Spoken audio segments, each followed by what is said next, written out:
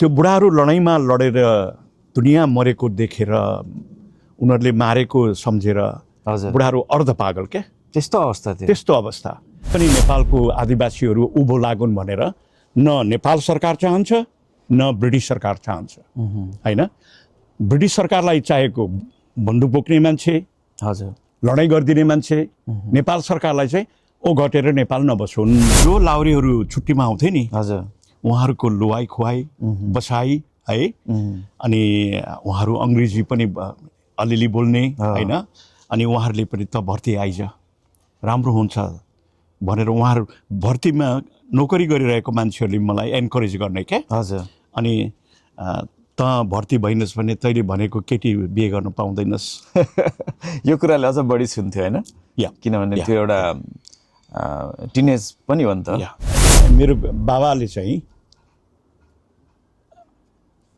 नजाने नपठाउने अनि काकाहरू सबैले चाहिँ त चाहिँ पल्टनमा काकै हुनुपर्छ मैले चाहिँ पदमबहादुरले इनिसिएट गर्यो आन्दोलन जन्मायो अनि उनीलाई सम्मान गर्नको लागि खाना खानु बोलाएँ हजुर अनि कुरा गर्दै गर्दै जाँदा उनीले चाल पाएर हिँड्छन् कि म परशुराम राई मानिएको उपाध्यक्षको छोरा हुँ भनेर ए हजुर अनि उनीले चाल पायो है चाल पाउने साथ ओहो तपाईँ त यस्तो मान्छे लो आन्दोलनमा आउनु पर्यो भनेर मेरो खुट्टा ढोके खुट्टै ढोक्नु भयो खुट्टै ढोके मेरो बाउ चाहिँ मान्य सदस्य नेपालको हजुर तर म चाहिँ एउटा गोराको ड्राइभर होइन तपाईँले त्यो कुरा चाहिँ भित्र पोल्थ्यो एकदमै मेरो बाउ चाहिँ राष्ट्रिय पञ्चायतमा संसदमा भाषण गर्ने म चाहिँ एउटा गोराको ड्राइभर उसले जे भन्छ त्यो त गर्नुपर्ने अनि उसको घर साफसफाइ गर्ने उसको स्विमिङ पुल सफा गर्ने किन नेता हुनु खोजेको आन्दोलनलाई किन यसरी धोका दिएको भनेर भन्यो मैले धोका दिएको होइन आन्दोलन बिगारेको होइन मिलेर जानुपर्छ भनेर आएको चेलीहरू भनेर नमस्ते गरेँ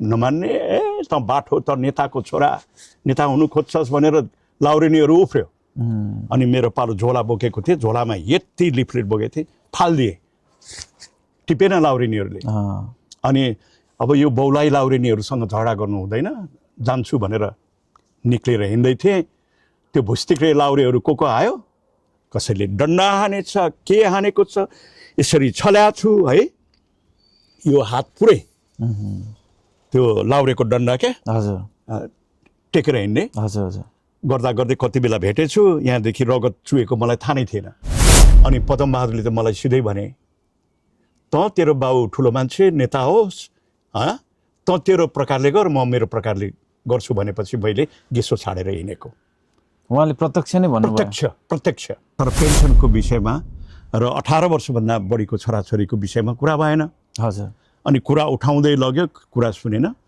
अब अन्तिम अस्त्र भनेको महात्मा गान्धीले जसरी भोकरताल बसे जुन आध्यात्मिक लडाइँ हजुर होइन सत्याग्रह गर्ने मरेर गइन्छ के अरे होइन तपाईँ चाहिँ महात्मा गान्धीको सत्याग्रह क्याम्पेनबाट चाहिँ प्रभावित हुनुभयो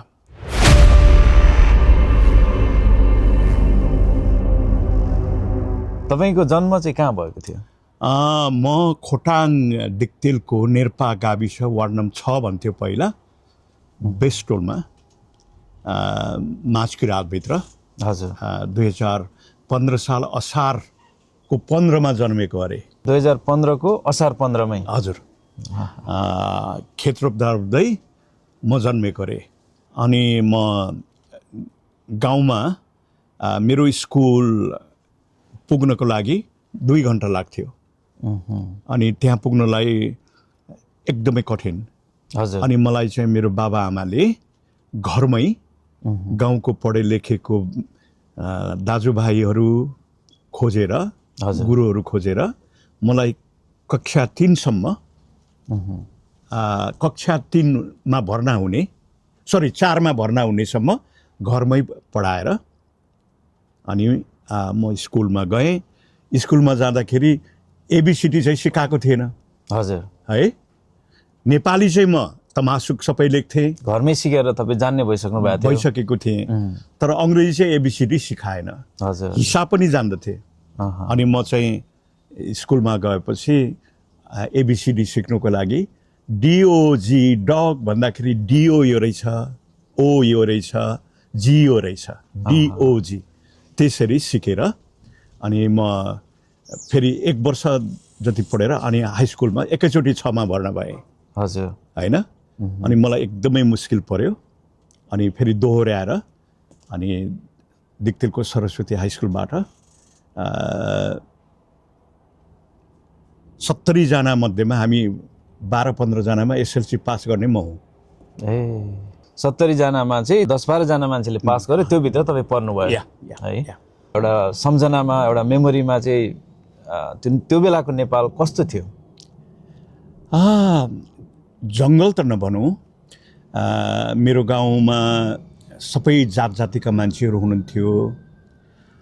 धेरै हामीलाई एकातिर हामी किराँत संस्कारको मान्छे भने हिन्दू संस्कारका मान्छेहरू पनि होइन, दुइटैको के अरे मेलमिलाप अत्यन्तै राम्रो। हजुर। अनि मलाई नेपाली भाषा सिकाउने छेत्री बाहुनहरू अनि राईहरूले हाम्रो चाम्लिङ भाषा अनि म चाहिँ दोभाषीको काम पनि गर्थेँ होइन। त्यो बेलामा चाहिँ तपाईँहरू चाहिँ के पुरै आफ्नै भाषा मात्रै बोल्नुहुन्थ्यो? हाम्रो आमाहरू बजूहरू गाउँको दिदीबहिनीहरू काका बाउहरू खालि इला भन्छ नि चाम्लिङ भाषामा। के हो इला भनेको चाहिँ? इला भनेको चाम्लिङ भाषा, हाम्रो भाषा। हाम्रो भाषा ए चाम्लिङले चाहिँ हाम्रो भाषा भनेको इला। इला ए उहाँहरू त्यो बोल्नुहुन्थ्यो। हजुर। छेत्री बाहुन चाहिँ नेपाली बोल्थे होइन। अनि मेरो घरमा चाहिँ धेरै पढे लेखेको मान्छेहरू आउने, योगीहरू, जोगिनीहरू, पण्डित पुरोहितहरू पनि आउने। किन तपाईँको घरमा चाहिँ त्यसरी पढे लेखेको मान्छेहरू आउनुहुन्थ्यो? पहिलो कुरा चाहिँ हामी सिमानामा बिचमा थियौँ। त्यो 1 नम्बर जिल्लाको सिमाना होइन, गाउँको सिमाना, गाउँको सिमाना, टोलको सिमानामा। हजुर। उदो चाहिँ छेत्री बाहुन बस्थे, उभो चाहिँ राईहरू बस्थे। अनि मेरो बाजे पनि त्यति बेलाको भनौँ धार्मिक जोगी। हजुर। योगी होइन जोगी भन्थ्यो। हजुर हजुर। होइन, मेरो माउली बाजे पनि जोगी। त्यसले गर्दा धेरै त्यो पढे लेखेका योगी योगिनीहरू आउने, आवत जावत हुन्थ्यो। आवत जावत अनि बाउ समाज सेवा र रान्ति गर्ने, मान्छेको दुःख हेर्ने, दुःख सुखमा मद्दत दिने भएको हुनाले गर्दा धेरै मान्छेसँग दिनानुदिन भेट्ने होइन। हजुर। अन्तर्क्रिया गर्ने होइन। अनि भजन गाउने, सिल्ली नाच्ने। सिल्ली भनेको थाहा छ? हजुर। राईहरूले नाच्ने साकेला घरमै प्रायः सबै घरमै हुन्थ्यो। अनि त्यहीँबाट मैले हार्मोनियम पनि बजाउन सिकेँ। हजुर होइन। अनि भजनमा साथ दिने, गाउन साथ दिने। अनि साकेला सिल्ली म आफै अर्गनाइज गर्थेँ होइन। हजुर हजुर। अनि गाउँमा खेती किसानमा त्यो गाउँको कुलो पानी बाँड्ने सबै मलाई जिम्मा दिन्थे गाउँलेले। भन्नाले तपाईँले चाहिँ एउटा सानैमा पनि एउटा चाहिँ लिडरसिप जस्तो एउटा काम चाहिँ गर्नुभयो होइन। 2020 सालमा चाहिँ तपाईँ लगभग 5 वर्षको हुनुहुन्थ्यो होइन। त्यो बेलालाई यसो सम्झिँदाखेरि नेपालीहरूको अवस्था चाहिँ कस्तो थियो? खानको लागि समस्या थिएन, स्वास्थ्यको हस्पिटलको कुरै भएन, बैदाङ धामी झाँक्रीबाट मात्रै हुन्थ्यो। मैले जुत्ता लगाएको चाहिँ म ठुलो मान्छे गाउँको अलिकति चल्ता पूर्जाको छोरा भए पनि मैले 10 वर्ष पुगेपछि मात्रै चप्पल लगाएको, खाली खुट्टा हिँड्थेँ। 10 वर्षसम्म खाली खुट्टै हिँड्नु? खाली खुट्टा, उकालो ओह्रालो जहाँ पनि। के अरे त्यो पुस माघको बेलामा नि हजुर तुसारो हुन्थ्यो भुइँमा है। जति सक्दो छिटो दगुरेर एक ठाउँदेखि अर्को ठाउँ पुग्ने, त्यस्तो गर्नु। नभए त चिसोले अनि त्यो घङ्गरको काँडाले खुट्टा यति घोत्थ्यो है, खुट्टा सबै चरचर फुटेको हुन्थ्यो।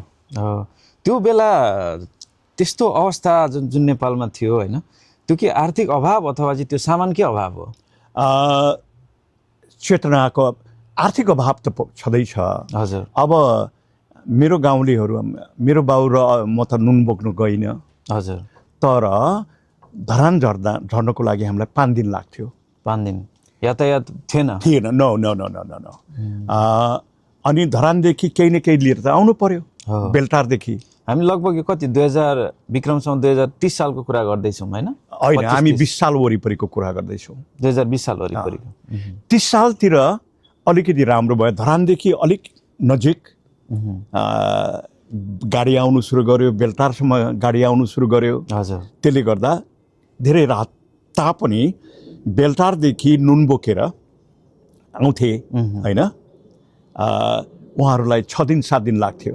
मेरो काकाहरू धरानदेखि 6 दिन 7 दिनमा मात्रै पल्टनबाट छुट्टी लिएर घरमा आउँथे।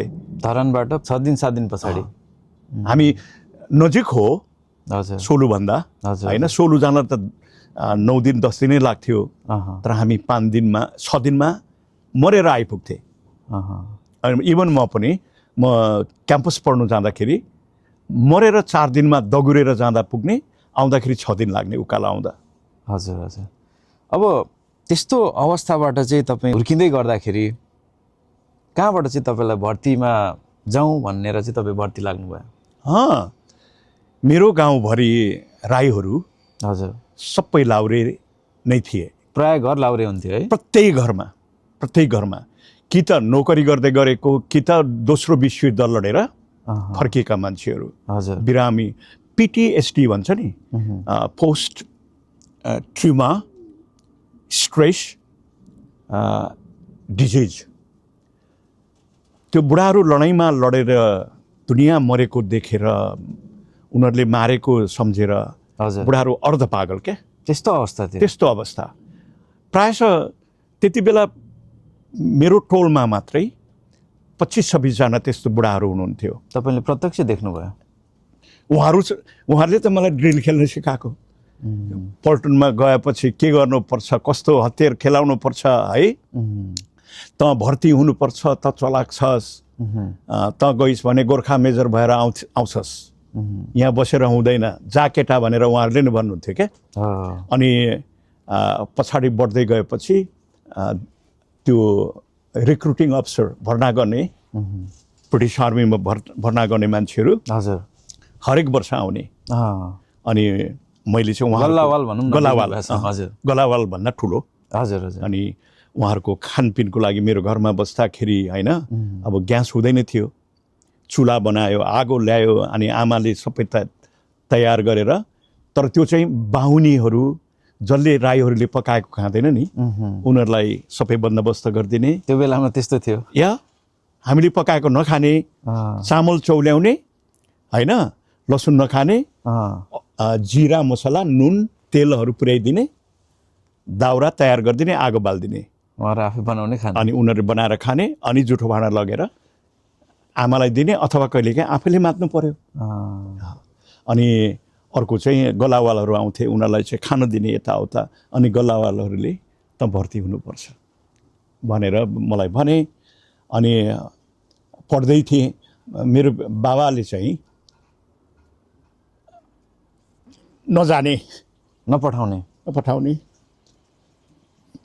अनि काकाहरू सबैले चाहिँ त चाहिँ पल्टनमा काकै हुनुपर्छ। अनि महेन्द्र क्याम्पस पढ्दै थिएँ धरानमा। हजुर। अनि बहादुर राई इआरओ हुनुहुन्थ्यो। लो त चाहिँ पाहाडमा गएर अलिक दुध खाएर वेट बढाउनु पर्यो, भर्ती हुनुपर्छ। अनि त्यसपछि पढ्नु छोडेर गाउँमा गएँ। गाउँमा गएर स्कुलमा विदाउट पे हजुर टिचिङ गरेँ। पढाउने काम गर्नुभयो? पढाउने। हजुर। मिडल स्कुल भर्खर खोलेको मेरो बाउले, अनि पढाउने। हजुर। अङ्ग्रेजी त मेरो राम्रो थिएन, तर म्याथमा र नेपाली भाषामा मेरो राम्रो प्रखरता थियो क्या। हजुर हजुर। अनि उनीहरूलाई सिकाउने, अनि मिठो खाने, अनि वेट बढाएर। अरू त दिनभरि कहाँ कहाँ लान्थ्यो, मलाई त कहीँ लगेन। किन तपाईँलाई चाहिँ? भर्ती फिक्स भइसकेको रहेछ। अनि के अरे अरूलाई चाहिँ नाप्न झाप्न कहाँ कहाँ लान्थ्यो, म चाहिँ आराम गरेर बस्थेँ। अनि गोरा आयो, यसरी 3 लाइनमा यसरी 1 लाइनमा राख्यो, झन्डै 500-600 केटाहरू। हजुर। अनि भर्ती हुनेलाई थुत्दै, नहुनेलाई पछाडि धकेल्ने, भर्ती हुनेलाई चाहिँ अगाडि बढाउने अनि मलाई फुत्त अगाडि बढाइदियो। भन्नाले अरूलाई चाहिँ धेरै त्यो ट्रेनिङहरू गरायो, मतलब चेक गर्यो होइन, तपाईँलाई चाहिँ अलमोस्ट फिक्स जस्तै बनाएर चाहिँ रेडी गर्यो। अचम्म मान्छु म। अरू चाहिँ बडाहरू रुँदै घर फर्के होइन, भर्ती हुन आएको। अब हामी 300 धरानबाट हामी 160 जना भर्ती भएको। 160 जनामा अरू 500 भन्दा बढी मान्छे चाहिँ घर फर्काइयो। यसरी चाहिँ भर्ती हुनुभयो। बुवाले भर्ती हुन तपाईँलाई पठाउन चाहनुहुन्न थियो, तर एउटा चाहिँ रिटायर आर्मीहरू र तपाईँले भन्नुभएको एउटा चाहिँ काका होइन, एउटा काका बाउहरूले चाहिँ तपाईँलाई चाहिँ पठायो भन्दाखेरि तपाईँको आँखाबाट आँसु नै आयो। तपाईँलाई किन नराम्रो लाग्यो? होइन, यदि म भर्ती नभएको भए राम्रो पढ्न पाउँथेँ होइन। हरेक दृष्टिबाट नेपालमा दुःख सुख भोगेर केही न केही गर्न सक्थेँ होला। भनेपछि तपाईँलाई चाहिँ त्यो एउटा किसिमको पढ्ने उमेरमा चाहिँ त्यस्तो सङ्गत एउटा वातावरणले गर्दाखेरि भर्तीमा जानु परेको अलिकति नराम्रो लागेको हो। त्यो बेला तपाईँ पढ्न चाहनुहुन्थ्यो? म पढ्न चाहन्थेँ। मैले आइए मात्र पास गरेको भए मेरो पावर थियो त्यति बेला। मेरो बाउ ठुलो मान्छे हुनुहुन्थ्यो। हजुर। म डाइरेक्ट त्यति बेला आइए पढेको मान्छेले इन्सपेक्टरमा भर्ना हुन पाउँथ्यो। हजुर। होइन, तर गाउँलेहरूले चाहिँ इभन काकीहरू आमाहरूले पनि त भर्ती हु, त भर्ती भइनस् भने तँलाई बुहारी पनि राम्रो ल्याउन सक्दैनौ भन्थे क्या। अनि लु जाउँ न त 1-2 वर्ष विचार गरौँ, हेरौँ भनेर आइयो। त्यो हिसाबमा चाहिँ तपाईँलाई चाहिँ अब भनौँ न एक किसिमले चाहिँ एउटा समाजले नै तपाईँको क्यारेक्टर थाहा पाएर चाहिँ तपाईँलाई अलरेडी नै क्यान्डिडेट बनाइदिइसकेको कारणले तपाईँले एक त आफ्नो चोइसले पनि जानु पाउनु भएन, किनभने त्यो समाजले नि तपाईँलाई चाहिँ जा भनिरहेको थियो होइन। त्यो एउटा कुरा। हजुर। अर्को कुरा फेरि रमाइलो कुरा चाहिँ के थियो भने जो लाउरेहरू छुट्टीमा आउँथे नि, हजुर, उहाँहरूको लुवाई खुवाई बसाई है, अनि उहाँहरू अङ्ग्रेजी पनि अलिअलि बोल्ने होइन, अनि उहाँहरूले पनि त भर्ती आइज राम्रो हुन्छ भनेर उहाँहरू भर्तीमा नोकरी गरिरहेको मान्छेहरूले मलाई एन्करेज गर्ने क्या। हजुर। अनि त भर्ती भइनस् भने तैँले भनेको केटी बिहे गर्न पाउँदैनस्। यो कुराले अझ बढी सुन्थ्यो होइन, किनभने त्यो एउटा टिनेज पनि हो नि त होइन। अब तपाईँ त्यसरी चाहिँ भर्ती भएर अगाडि जानुभयो होइन। भर्तीमा गइसकेपछि तपाईँको एउटा इन सर्टमा भन्नुपर्दा तपाईँको एउटा सर्भिस काल चाहिँ कस्तो रह्यो? मैले हलो कहिले पनि जोतिनँ जिन्दगीमा।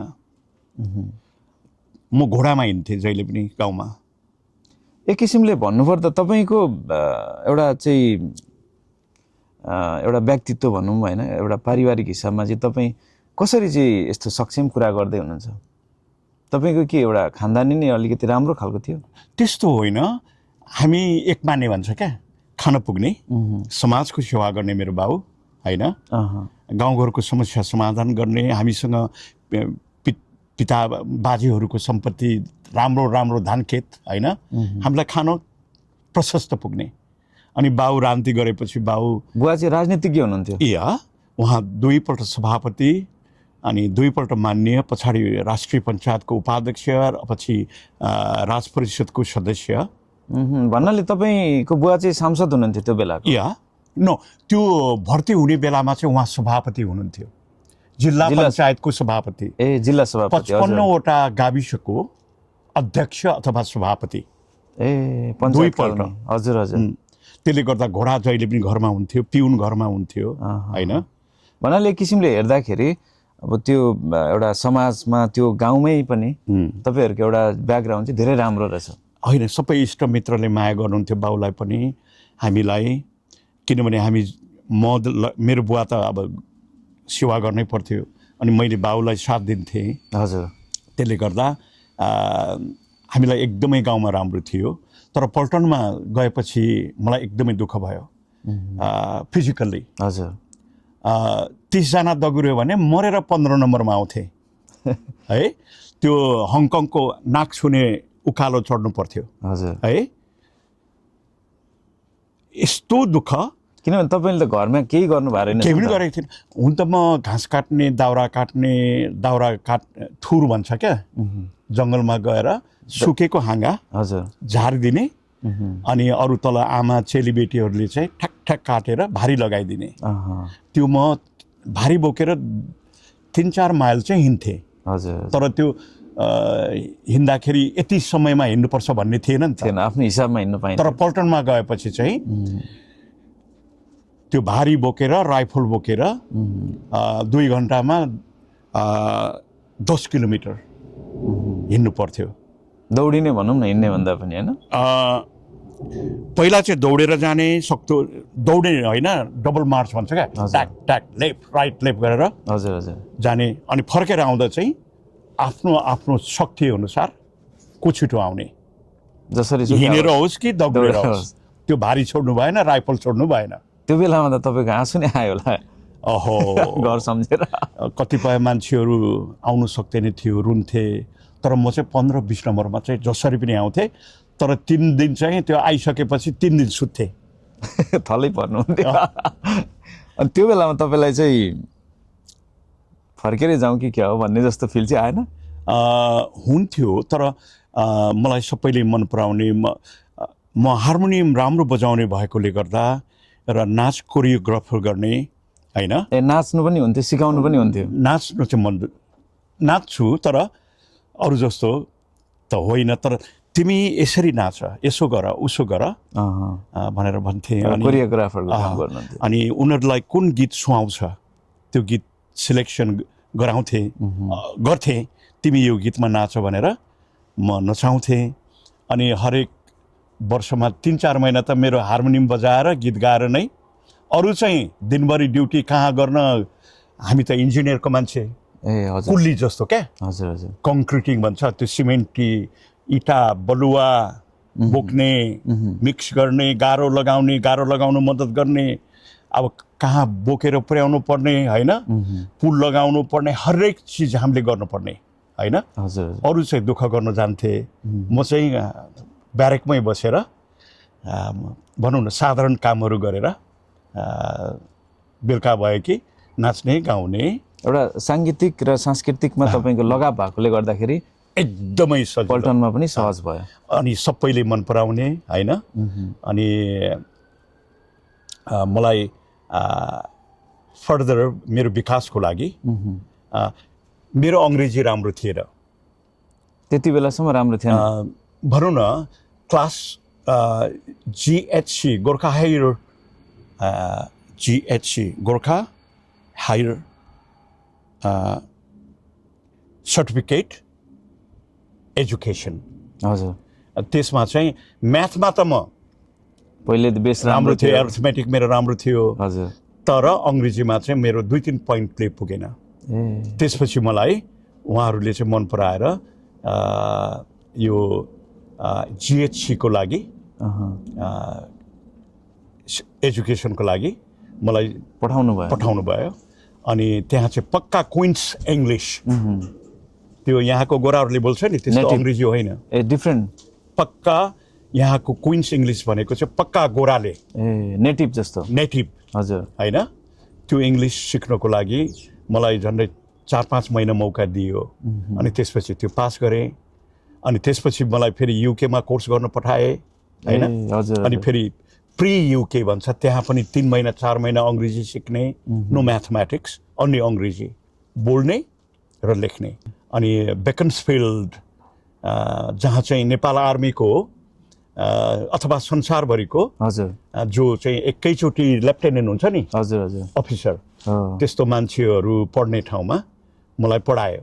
भन्नाले तपाईँले चाहिँ पल्टनभित्र पनि यो एउटा पर्सनालिटी डेभलपमेन्ट भनौँ, एउटा एजुकेसन डेभलपमेन्टको चाहिँ एकदम राम्रो अपर्च्युनिटी पाउनु भयो। हो सबैले मन पराउनुहुन्थ्यो। अनि मलाई मेनली अङ्ग्रेजी भाषालाई इम्प्रुभ गर्ने, हजुर, सिक्ने होइन मौका दियो। अनि मैले त्यहाँ साह्रै राम्रो अङ्ग्रेजी भाषा सिकेँ, तर अहिले चाहिँ फेरि भुलेँ, किनभने दिनानुदिन अङ्ग्रेजी बोलिन्न होइन। होइन तपाईँको इङ्ग्लिस त धेरै नै राम्रो छ, किनभने तपाईँ बोलिराखेको हामीले देख्छौँ होइन। तर पनि भने जस्तो हजुर अरू एकाडेमिक मान्छेहरू जस्तो भनेको कुरा बोल्नु सकिन्न कहिलेकाहीँ। हजुर, तपाईँले त्यस्तो एउटा अपर्च्युनिटी त पाउनुभयो होइन, त्योदेखि बाहेक अघि तपाईँले भन्नुभयो उकालो ओह्रालो गर्दाखेरि अलिकता चाहिँ गाह्रो हुन्थ्यो भन्नुभयो होइन? एकदमै। त्योभन्दा पनि अझै गाह्रो तपाईँले पुरा होल एउटा सर्भिस कालमै चाहिँ भोग्नु परेको सबैभन्दा अलिकति डेन्जरस भनौँ होइन, अथवा चाहिँ दुःखदायी भनौँ, त्यस्तो क्षण चाहिँ के छ? लडाइँमा जानु परेन भगवानको कृपाले। मैले दुःख पाएको कुरामा चाहिँ म सिपाहीदेखि लेन्स कपोल हुनको लागि एकदमै छिटो भएँ।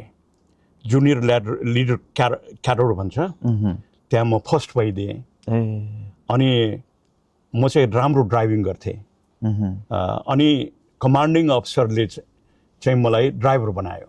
हजुर, अरूले चाहिँ 6 महिना मात्रै गर्ने, मलाई 18 महिना ड्राइभर राख्यो।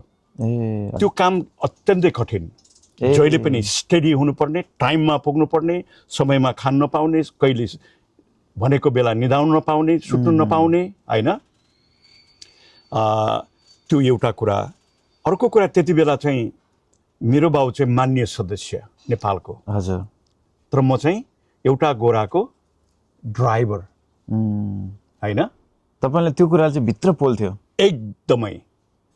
मेरो बाउ चाहिँ राष्ट्रिय पञ्चायतमा संसदमा भाषण गर्ने, म चाहिँ एउटा गोराको ड्राइभर। उसले जे भन्छ त्यो गर्नुपर्ने। अनि उसको घर साफसफाइ गर्ने, उसको स्विमिङ पुल सफा गर्ने होइन, उसको कपडाहरू त अरूले पनि हुन्थ्यो, तर पनि म चाहिँ अलिक चकचके थिएँ कि म आफै गर्थेँ। यो भएन, यो भएन, यस्तो हुनुपर्छ होइन। आफू पनि एकदमै स्मार्ट भएर हिँड्ने होइन, किनभने उनीहरूले मलाई मन पराउँछ।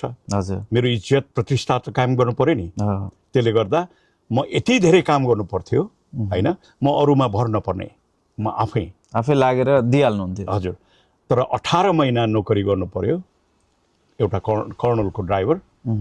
तर मेरो बाउ चाहिँ नेपालमा संसदमा भाषण गर्ने, उसको छोरा चाहिँ एउटा गोराको ड्राइभर गर्नुपर्ने। छोडौँ त, अब त्यति बेला 6-7 वर्ष बितिहालेको थियो, भविष्य राम्रो छ। हजुर, सबैले राम्रो छ। तपाईँलाई त्यो एउटा बुवा सांसद, यता छोरा चाहिँ एउटा गोराको अन्डरमा उसले जे भन्छ त्यो गर्दाखेरि चाहिँ तपाईँलाई चाहिँ एउटा जीवनकालमै सबभन्दा दुःख लागेको छ है? यस। तर फसिहालियो, जालमा परिगयो, फर्किने पनि बाटो छैन होइन। अब पढाइ पनि अब 6-7 वर्ष गइसक्यो होइन, अब फेरि पढ्न पनि। अनि जोस पल्टनमा राम्रो छ, राम्रो हुन्छ भनेर सबैले भन्नुहुन्थ्यो, अफसर साहबहरूले होइन, सबै भाइहरूले होइन। त्यसले गर्दा अब कन्टिन्यू गर्छु भनेर काम गर्दै जाँदा म साह्रै छिटो प्रमोसन लिएँ। अरू मभन्दा 3 वर्ष 4 वर्ष पछाडि अगाडि भर्ती भएको मान्छेहरूभन्दा म छिटो प्रमोसन पाउँथेँ होइन। त्यो तपाईँको एउटा लगाव, किनभने तपाईँले सम्झिनुभयो कि अब फर्किने छुट छैन मलाई, अब मैले जे गर्नु चाहिँ यही राम्रो गर्नुपर्ने हुन्छ भनेर चाहिँ तपाईँ लाग्नुभयो र अगाडि जानुभयो है। एउटा सामान्य एउटा भनौँ न एउटा किसानीको छोरालाई त त्यो आउँछ होइन, भने तपाईँ एउटा सांसदको छोरालाई त्यो आउनु स्वाभाविक पनि हो। अब यो भन्दै गर्दा अब पल्टनभित्र त फेरि रमाइलो क्षणहरू पनि त हुन्छ होइन, धेरै रमाइलो पनि गर्नुहुन्छ नि त। त्यो हिसाबमा तपाईँले चाहिँ एउटा अघिको जुन एउटा दुःखको क्षणलाई सम्झे जस्तै एउटा एकदमै बिर्सनै नसकिने एउटा अविस्मरणीय रमाइलो राम्रो क्षण सम्झिनु पर्दा चाहिँ पहिलो कुरा, अरू हामी इन्जिनियरको मान्छे साह्रै दुःख गर्नुपर्ने, 12 घन्टा क्याम्पबाट गएर हरेक चिज गर्नुपर्ने, एउटा कुल्लीले गर्ने काम। तर म त्यहाँबाट म हार्मोनियम बजाउने भएकोले गर्दा म क्याम्पभित्रै बसेर तपाईँ जानु परेन, त्यो एउटा मलाई सुखको क्षण। अनि अर्को, म अरूभन्दा छिटो प्रमोसन भएँ। हजुर, होइन। त्यसले गर्दा मै हुँ, म राम्रो छु, अब राम्रो गर्नुपर्छ भन्ने एउटा जोस उत्साह चाहिँ मनमा हुन्थ्यो होइन। अनि अर्को कुरामा लाउरेहरू नभनौँ, गोर्खालीहरू नेपाल जाँदाखेरि उहाँहरूलाई के दुःख हुन्छ, के कागजपत्र मिलाउनु पर्छ होइन, हजुर, के समस्या हुन्छ नि त, त्यो चाहिँ ठ्याक्कै नेपालमा ल फलाना मान्छे आउँदैछ फलानालाई यो यो यो यो यो गरिदिनु भनेर बाउलाई हजुर अथवा कर्मचारीहरूलाई चिठी लेख्ने। त्यति बेला टेलिफोन महँगो हुन्थ्यो, आवश्यक पर्यो भने टेलिफोनबाट नभए चिठीबाट ल फलानालाई यो यो काम गरिदिनु भनेपछि उहाँहरू गोर्खालीहरू जो छुट्टीमा हुन्छ उहाँहरूलाई मद्दत गर्नुहुन्थ्यो। उहाँहरूले आएर पल्टनमा आएर धन्यवाद दिनुहुन्थ्यो मलाई। अनि म चाहिँ अब कमान्ड ग्रुपमा लिडरसिपमा हजुर प्रमोसन बढेको हुनाले गर्दा मैले चाहिँ धेरै एडमिनिस्ट्रेटिभ बन्दोबस्तीहरूको कामहरू हजुर गर्ने मौका पायो। अनि जति सक्दो राम्रो मिलाउँथेँ होइन। अनि पेन्सन जाने मान्छेहरूलाई ड्राइभर लाइसेन्सहरू दिलाइदिन्थेँ, हरेक कुरा। हजुर किनभने लाइसेन्स छैन भने त केही पनि हुँदैन थियो होइन। तर म आफै चुनौती लिएर सरकारी गाडी प्रयोग गरेर गाडी सिकाएर लाइसेन्स दिलाएर नेपाल पठाउँथेँ। अनि त्यही साथीहरू अहिले मलाई धेरै माया गर्ने। हजुर त्यो हिसाबमा तपाईँले चाहिँ एउटा आफ्नो एउटा भनौँ न एउटा ब्याजी पल्टनेहरूलाई चाहिँ आफूले उद्धार गरे जस्तो होइन, एउटा सपोर्ट गरे जस्तो सहयोग गर्नु पाउँदा पनि तपाईँलाई चाहिँ एउटा एकदमै खुसीको क्षण लाग्छ अहिलेसम्म। अनि तपाईँ कति वर्ष चाहिँ सर्भिस गरेर तपाईँ रिटायर हुनुभयो? म 19 वर्ष, पाउनुपर्ने 20 वर्ष हो। हजुर तर मलाई 19 वर्षमै 1 वर्षको लमसम दिएर रिडेन्डेन्सीमा पठायो। रिडेन्डेन्सी पेन्सन चाहिँ पाउने अनि लमसम पाउने होइन। हजुर गोराले चाहिँ लमसम 65,000 पाउन्ड अनि पेन्सन 850-51 पाउन्ड। हजुर मेरो चाहिँ 47 पाउन्ड पेन्सन, 4,000 मात्रै लमसम। अनि चाइनिज मसँगै म रोड सेफ्टी अफिसरको काम गर्थेँ अन्तिममा। हजुर ड्राइभर टेस्ट गर्ने एक्जामिनर भन्छ हजुर होइन, ड्राइभर एक्जामिनर। त्यति बेला मिटिङ हुँदा चाल पायो कि चाइनिजले चाहिँ 2,31,000 पाउन्ड एकमुष्ट पाउन्ड 2,31,000 तर उसले पेन्सन नपाउने। हजुर हजुर ऊ चाहिँ चाइनिज हो। तर ऊ युके आउने, युकेमा घर किन्न पाउने, काम गर्न पाउने, तर मैले चाहिँ नपाउने। गोरा त अब गोरै भइहाल्यो। अनि त्यहाँदेखि चाहिँ गोराले चाहिँ मलाई के भन्यो भने साथीले तिमीलाई ठुलो अन्याय भयो, तिमी लड्नुपर्छ, कुरा गर्नुपर्छ भनेर गोरा र त्यो चिनाले मलाई चाहिँ एन्करेज गर्नुभयो क्या। त्यही बेला नोकरी हुने छोड्ने बेलामा होइन। मेरो 5-6 महिना थियो नोकरी गर्न। अनि उहाँहरूले चाहिँ मलाई लड्नुपर्छ, डराउनु हुँदैन, तिमीलाई साह्रै अन्याय भयो, गोर्खालाई अन्याय भयो भनेर उहाँहरूले चाहिँ मलाई सिकाउनु भयो क्या।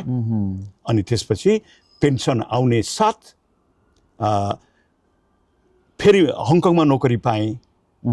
रिटायर भए पनि अरू गोर्खालीहरूले 7,000 कमाउँदा म ग्रान्ड हाइटमा 5 स्टार होटलमा सेक्युरिटी अफिसर र लिमोजिन त्यो ठुलो भिआइपी चढ्ने गाडी चलाउनु पर्ने। म महिनामा 30,000 देखि 35,000 डलर कमाउँथेँ। त्यहाँ पो राम्रो भयो त। हजुर जिन्दगी म W2 हुँदाखेरि मेरो तलब मरेर 9,000 डलर थियो होइन। हजुर अनि पेन्सन जाँदाखेरि अरू गोर्खालीले 7,000 कमाउँदा म 30,000 to 35,000 कमाउँथेँ। अनि म चाहिँ ट्रेल वक भन्छ हजुर हङकङमा 100 किलोमिटर चाहिँ जति सक्दो हिँडेर दगुरेर पार गर्नुपर्ने। त्यसको चाहिँ इन्स्ट्रक्टर गुरु थिए होइन। आर्मीभित्र पनि म सिकाउँथेँ गर्थेँ। तर आर्मीदेखि छुटेपछि त्यो त मेरो एक्सपर्टिज भयो। अनि मेरोमा चाहिँ विश्वभरिका मान्छेहरू 3-4 ग्रुप आउँथे। अनि उनीहरूलाई चाहिँ ट्रेनिङ दिलाउने अनि कम्पिटिसनको बेलामा उनीहरूलाई स्पेसल ट्रेनिङहरू दिने र उनीहरूलाई सहयोग गर्ने। हजुर कम्पिटिसनको बेलामा हजुर एउटा भोलिन्टियर जस्तो पनि गर्ने। भोलिन्टियर नै हो होइन। अनि गोर्खाली खाना एकदमै मन पराउने। अनि उनीहरूको घर घरमा लगेर मलाई गोर्खाली खाना पकाउन लाउने। अनि खाना पकाएपछि मलाई घडी दिने, इभन नेपालको टिकट, एयर टिकट है, ट्र्याक सुटहरू है, उनीहरूले चाहिँ मलाई त्यो दिनुहुन्थ्यो क्या। भन्नाले तपाईँ एक किसिमले लकी हुनुहुँदो रहेछ, किनभने यता सर्भिसबाट रिटायर पनि हुनुभयो अब रिटायर पछाडिको जब चाहिँ तपाईँले अझ सर्भिस भन्दा पनि राम्रो पारिश्रमिक पाउनुभयो। आम्मामामामामा हजुर, मैले भने नि त्यो लिमोजिन चलाएर जाँदाखेरि म अङ्ग्रेजी बोल्ने अनि त को होस् भनेर सोध्थेँ। म गोर्खा हो भनेपछि छक्क पर्ने।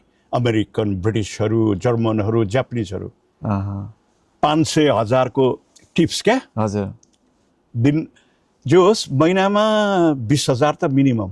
भनेपछि तपाईँको सबैभन्दा राम्रो एउटा कमाइको हिसाबमा चाहिँ एउटा प्राइम टाइम भनेको चाहिँ हङकङको भयो, तपाईँको त्यो रिटायर पछाडिको लाइफ भयो। त्यही कारणले गर्दा मैले काठमाडौँमा 14 कोठे घर, त्यो ज्ञानचोक छ नि मेरो नाममा बनाएको, कहाँ छ ज्ञानचोक? त्यही तालची खेलमा त्यो धरानी बङ्गुर काट्ने त्यसको अगाडिपट्टि मैले त्यो 300-400 मिटरको बाटो खोलिदिएँ होइन। अनि त्यहाँ चाहिँ मैले म बाटो खोल्नु सक्छु भनेर चाहिँ 11 आना जग्गा लिएको थिएँ सस्तोमा। हजुर। अनि त्यहाँ मैले 14 कोठे घर बनाएको थिएँ। हङकङमा कमाएको पैसाले चाहिँ 14 कोठे घर। अर्को धोलाइटीमा मेरो 27 आना जग्गा पहिले किनिसकेको थिएँ, किनभने म युकेमा नोकरी गर्न धेरै पाएँ। हङकङमा हो भने $1,500 पनि कमाउँदिने थिएँ, हजुर, अथवा 300 पाउन्ड पनि कमाउँदिने थिएँ। युके आयो भने त्यसको डबल होइन टेबल हुन्थ्यो। अब युके गएर सर्भिस गर्न पाउनु नै त्यो भाग्यको कुरा हुन्छ, त्यो सर्भिस कालमै पनि है। अब तपाईँले चाहिँ यसरी रिटायर पछाडि पनि एकदमै राम्रो आम्दानी 2 वर्ष गर्नुभयो। 2 वर्ष गर्नुभयो, त्यसपछि तपाईँ नेपाल जानुभयो। अनि तपाईँलाई अब हुन त तपाईँले भन्नुभयो अगाडि पनि कि रिटायरको बेलामा सहकर्मी भनौँ अथवा चाहिँ ब्याजी गोरा र एउटा ब्याजी चाइनिजले चाहिँ तपाईँलाई यो तमाथि अन्याय भयो, लड्नुपर्छ भनेर चाहिँ उनीहरूले भनेर पनि एउटा प्रेरणा त पाउनुभयो होइन। त्यसपछि तपाईँले चाहिँ कसरी अगाडि बढ्नुभयो? म त्यो हङकङमा नोकरी गर्दा गर्दै गेसो भन्ने संस्था जन्मियो। पदमबहादुर गुरुङजीले इनिसिएट जन्माउनु भयो। हजुर। र उनीहरूसँग बारम्बार मेरो सम्बन्ध रह्यो। हङकङमा हुँदै टेलिफोन मार्फत, ल तपाईँहरू यो गर्नुहोस्, म अब यस्तो नोकरी छ, म अहिले छाड्नु मिल्दैन, म आएपछि तपाईँहरूलाई मद्दत गर्छु होइन। हजुर। भनेपछि उहाँहरूले नेपालमा आन्दोलन सुरु गर्नुभयो। अनि म नोकरीबाट गएँ हङकङ नोकरी सकेर। अनि उहाँहरूसँग मैले झन्डै 1 वर्ष काम गरेँ। हजुर होइन। अनि उहाँहरूलाई चाहिँ भनौँ न हामीले यो गर्नुपर्छ त्यो गर्नुपर्छ। मैले मेरो 6 महिनाको पेन्सन संस्थालाई दिएँ, गेसोलाई होइन। अनि उहाँहरूसँग काम गर्दै गइयो। अनि उहाँहरू के गर्दै हुनुहुन्छ त्यो मलाई अनुभव भयो। हजुर। तर मैले भनेको कुरा उहाँहरूले मान्नु भएन। अनि मेरो घरमा पदमबहादुरजी आउनुहुन्थ्यो मैले बोलाउँदा। हजुर। पदमबहादुरले त मेरो खुट्टा ढोकेको छ पहिले म हङकङदेखि फर्केर गएपछि। हजुर। किनभने मैले चाहिँ पदमबहादुरले इनिसिएट गर्यो, आन्दोलन जन्मायो। अनि उनीलाई सम्मान गर्नको लागि खाना खानु बोलाएँ। हजुर। अनि कुरा गर्दै जाँदा उनीले चाल पाएर हिँड्छन् कि म परशुराम राई मानिएको उपाध्यक्षको छोरा हुँ भनेर। हजुर। अनि उनीले चाल पायो है। चाल पाउने साथ ओहो तपाईँ त यस्तो मान्छे, लो आन्दोलनमा आउनु पर्यो भनेर मेरो खुट्टा ढोके। खुट्टै ढोके। क्याप्टेन हिमाल राई त्यति बेला कोषाध्यक्ष हुनुहुन्थ्यो है। खुट्टा ताने तर उनीले मेरो खुट्टा छुइहाले। मलाई यति अप्ठ्यारो लाग्यो, मेरो बाउ जस्तो मान्छे। हजुर। अनि उनीको खुट्टा ढोक्नु कोसिस गरेँ मैले। हजुर। उनीले दिएनन्। अनि म टोयलेट जाने न्यु गरेँ, टोयलेट गएँ। अनि टोयलेटबाट फर्केर सिटमा बस्नु अगाडि झुक्क्याएर त्यो बाउको खुट्टा त मैले छुनु पऱ्यो नि त। अनि छोएर मैले माफी दिएँ। अनि त्यसपछि काम गर्दै गयौँ। तर उहाँहरू अत्यन्तै पोलिटिकली एमालेसँग सब मिलेर पछि चाहिँ पहिल्यैदेखि रहेछ, मैले पत्ता लगाएँ। तपाईँले ग्यारेन्टीकै साथ भन्दैन चाहिँ उहाँहरू चाहिँ एमाले पछाडि माले भए होइन। उहाँहरूको एमाले फुट्यो नि त। एमाले फुटेपछि माले भए होइन। अर्को दीपक बहादुर चाहिँ उता काङ्ग्रेस, उहाँहरूको झगडा होइन।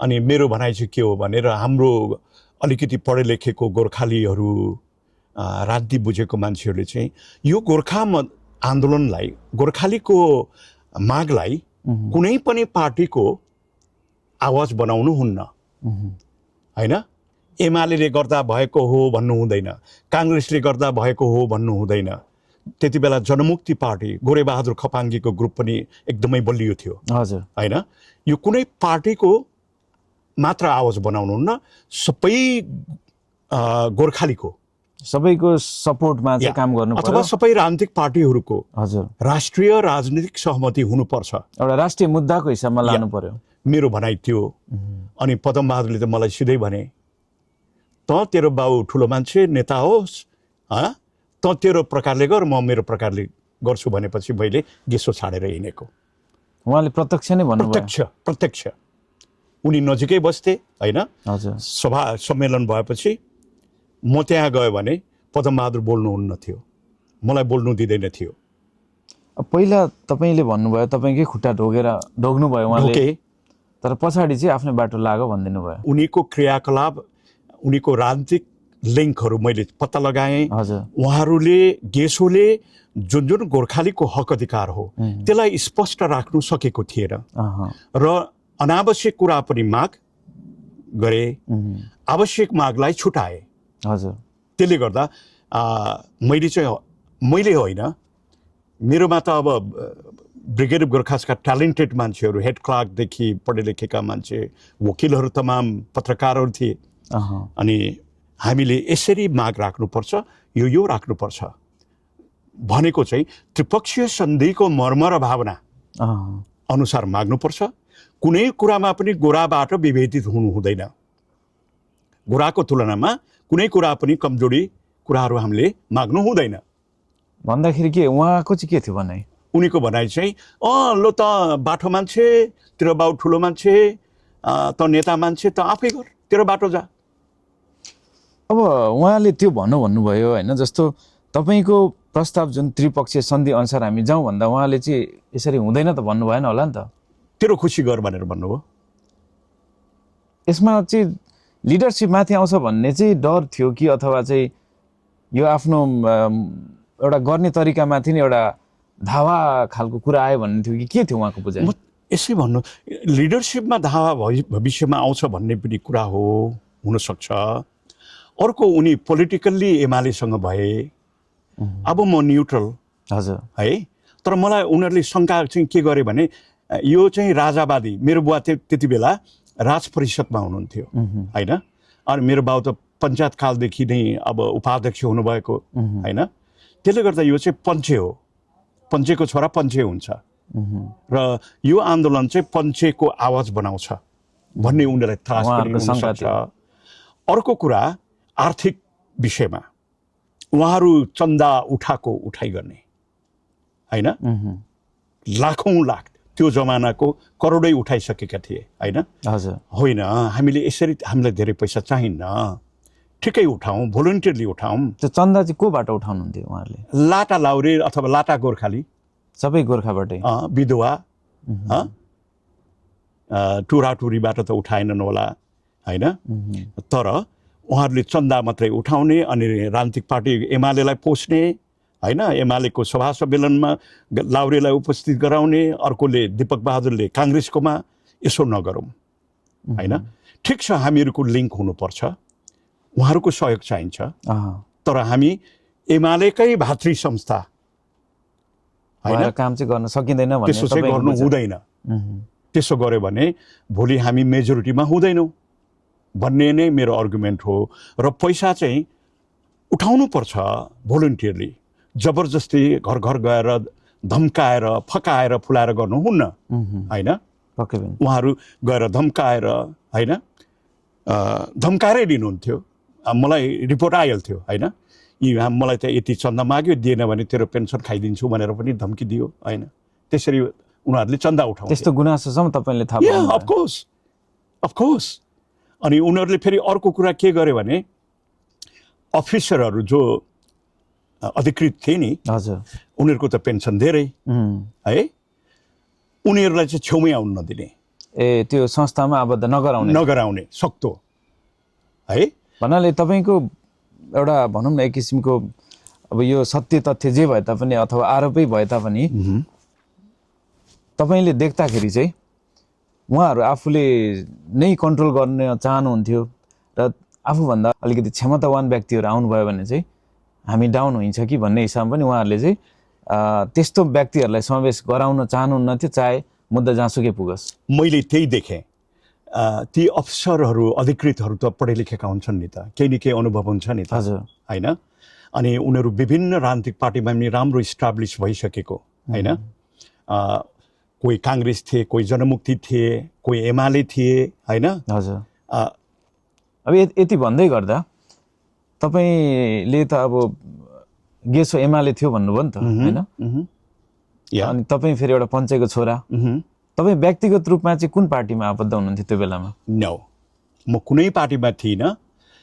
46 साल पछाडि इभन मेरो पिताजीलाई अब यो राजाले काम गर्दैन, कहिले पनि तपाईँहरू यो पार्टीमा लागेर सक्सेस हुनुहुन्न, देशले केही निकास पाउँदैन, अब तपाईँ रिटायर्ड हुनुपर्छ, होइन? तपाईँ न्युट्रल भएर बस्ने, होइन? कुनै पनि पार्टीमा नलाग्ने भन्दै पिताजीले छाड्नु भएन, तर अलिक इनेक्टिभ चाहिँ गराए। हजुर। पहिला जति सक्रिय रूपले हजुर अगाडि बढ्नुहुन्थ्यो त्यसपछि अलिक न्युट्रल जस्तो भएर हिँड्नुभयो, होइन? तर मलाई एउटै फाइदा चाहिँ के भयो भने पिताजी राजनीतिक रूपले सक्रिय भएको हुनाले गर्दा जस्तो पद्मरत्न तुलाधर, हजुर, होइन, जागृत प्रसाद भेटवाल लगायत, होइन, धेरै पहिला पञ्चायत कालमा मान्य भएकाहरू, हजुर, हिरण्यलाल श्रेष्ठ, होइन, र धेरै विद्वान वकिलहरूले चाहिँ परशुरामको छोरा आयो भनेपछि मलाई उहाँहरूले मेरो कुरा सुनिदिने, मैले सभा सम्मेलनमा बोलायो भने आइदिने, मलाई अर्थी उपदेश दिने, होइन? एउटा मुद्दालाई चाहिँ स्थापना गर्नको लागि, एउटा गोर्खाको मुद्दालाई जागरण गर्ने बेलामा चाहिँ तपाईँ एउटा पञ्चेको छोरा भएकै नाताले पनि केही सपोर्ट भयो? या हुन त मैले पनि कन्भिन्स गर्थेँ मेरो पिताजी पञ्चे भए पनि, हजुर, यो राष्ट्रिय महत्त्वको विषय भएको हुनाले मेरो बाउलाई त्यो पञ्चायती सिस्टमको जुन पार्टी छ, हजुर, होइन, राप्रपा भन्थ्यो त्यति बेला, त्यहाँबाट निष्क्रिय गराउँदैछु र म पक्का सफा पानी जस्तै म कुनै राजनीतिक पार्टीमा छुइनँ र हुँदिनँ। कहिले हुन्छु जब यो गोर्खालीले न्याय पाउँछ र जुन पार्टीले सक्रिय रूपले अहम भूमिका खेल्छ त्यो पार्टीलाई सहयोग जुटाउँछु, तर म राजनीति चाहिँ गर्दिनँ। राजनीति गर्नुहुन्न? नो नो, टु लेट, ढिला भइसक्यो। ढिलो पनि होइन, मेरो राजनीतिप्रति त्यति इच्छा पनि छैन, किनभने मेरो एजुकेसनल ब्याकग्राउन्ड, मेरो त एसएलसी आइए मात्रै हो। अब हेर्नुहोस्, त्यो अब एजुकेसन त त्यो छँदैछ, होइन, तर एउटा तपाईँले एउटा राजनीति मुद्दै जस्तोलाई चाहिँ तपाईँले हाँकिराख्नु भएको छ नि त।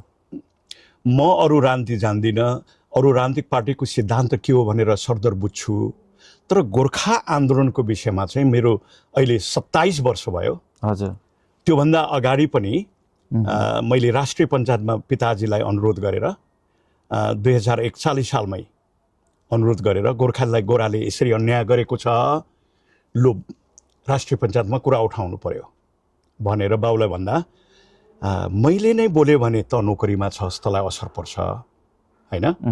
भनेपछि ठिक हो, लो अरू मान्नेहरूलाई भनेर कुरा उठाउनु पर्यो भनेपछि द्रोणप्रसाद आचार्य झापाका मान्य, कति साल?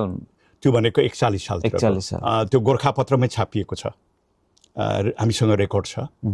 अनि द्रोणप्रसाद आचार्यलाई भनेर उहाँले राष्ट्रिय पञ्चायतमा उठाउनु भएको कुरा, गोर्खालीलाई यसरी अन्याय गरेको छ, त्रिपक्षीय सन्धिको मर्मर भावना अनुसार गोराले कुनै काम पनि गरेको छैन, गोर्खालीले अन्याय गरेको छ भनेर पहिलोपल्ट सदनमा पञ्चायतकालमै उठाउनु लगाए। म पल्टनमा थिएँ। अब म गएर राजनीति गर्ने कुरा आएन, बोल्ने कुरा आएन, होइन? अनि बाउले पनि इन्भल्भ हुनु भएन, किनभने म त पल्टनमा छु, है? लो यो परशुराम राईको छोरा रहेछ भनेर गोराले चाल पायो भने करियर बिग्रियो नि त। करियर त्यत्रो दुःख गरेर गरेको 41 सालमा त मेरो नोकरी त 15 वर्ष पुगिसकेको थियो, होइन? होइन 12 वर्ष पुगिसकेको थियो होला। त्यसले गर्दा दुःख गरिसके, यो नोकरी त टुङ्ग्याउन, त्यसपछि जे गर्ने गरौँला भनेर आँट लिएर गर्दा गर्दै जे होस् पदमबहादुरजीले यसलाई राजनीतिकरण नगरेको भए गोर्खा आन्दोलन गोर्खाको मागलाई हजुर के अरे दीपक बहादुरले नगरेको भए दीपक बहादुरलाई त राष्ट्रिय सभामा पनि लग्यो काङ्ग्रेसले। किनभने अब ब्रिटिसले के भन्यो होला त्यो पक्का उ त गर्न सक्थिन, तर दीपक बहादुर पनि उहिले पल्टनमा हुँदै भित्रभित्र काङ्ग्रेस सदस्य रहिसके। अनि काङ्ग्रेसले पनि यो लाउरेहरूलाई काङ्ग्रेसमा ल्यायो भने हामी बलियो हुन्छौँ भनेर लाउरेहरूको प्रतिनिधित्व गराउनको लागि राष्ट्रिय सभाको सदस्य बनाए होइन। हजुर यतापट्टि पदमबहादुरलाई चाहिँ केही पनि दिएन, तर पदमबहादुरजीले चाहिँ एमालेको झोले भएर हिँडे गरे। जब एमाले फुटेर माले भयो, मालेतिर लागे, दोधारमा परे। यता मुद्दा चाहिँ अलपत्र भयो। अलपत्र। त्यस पछाडि चाहिँ गेसोबाट चाहिँ तपाईँ आउट हुनुभयो।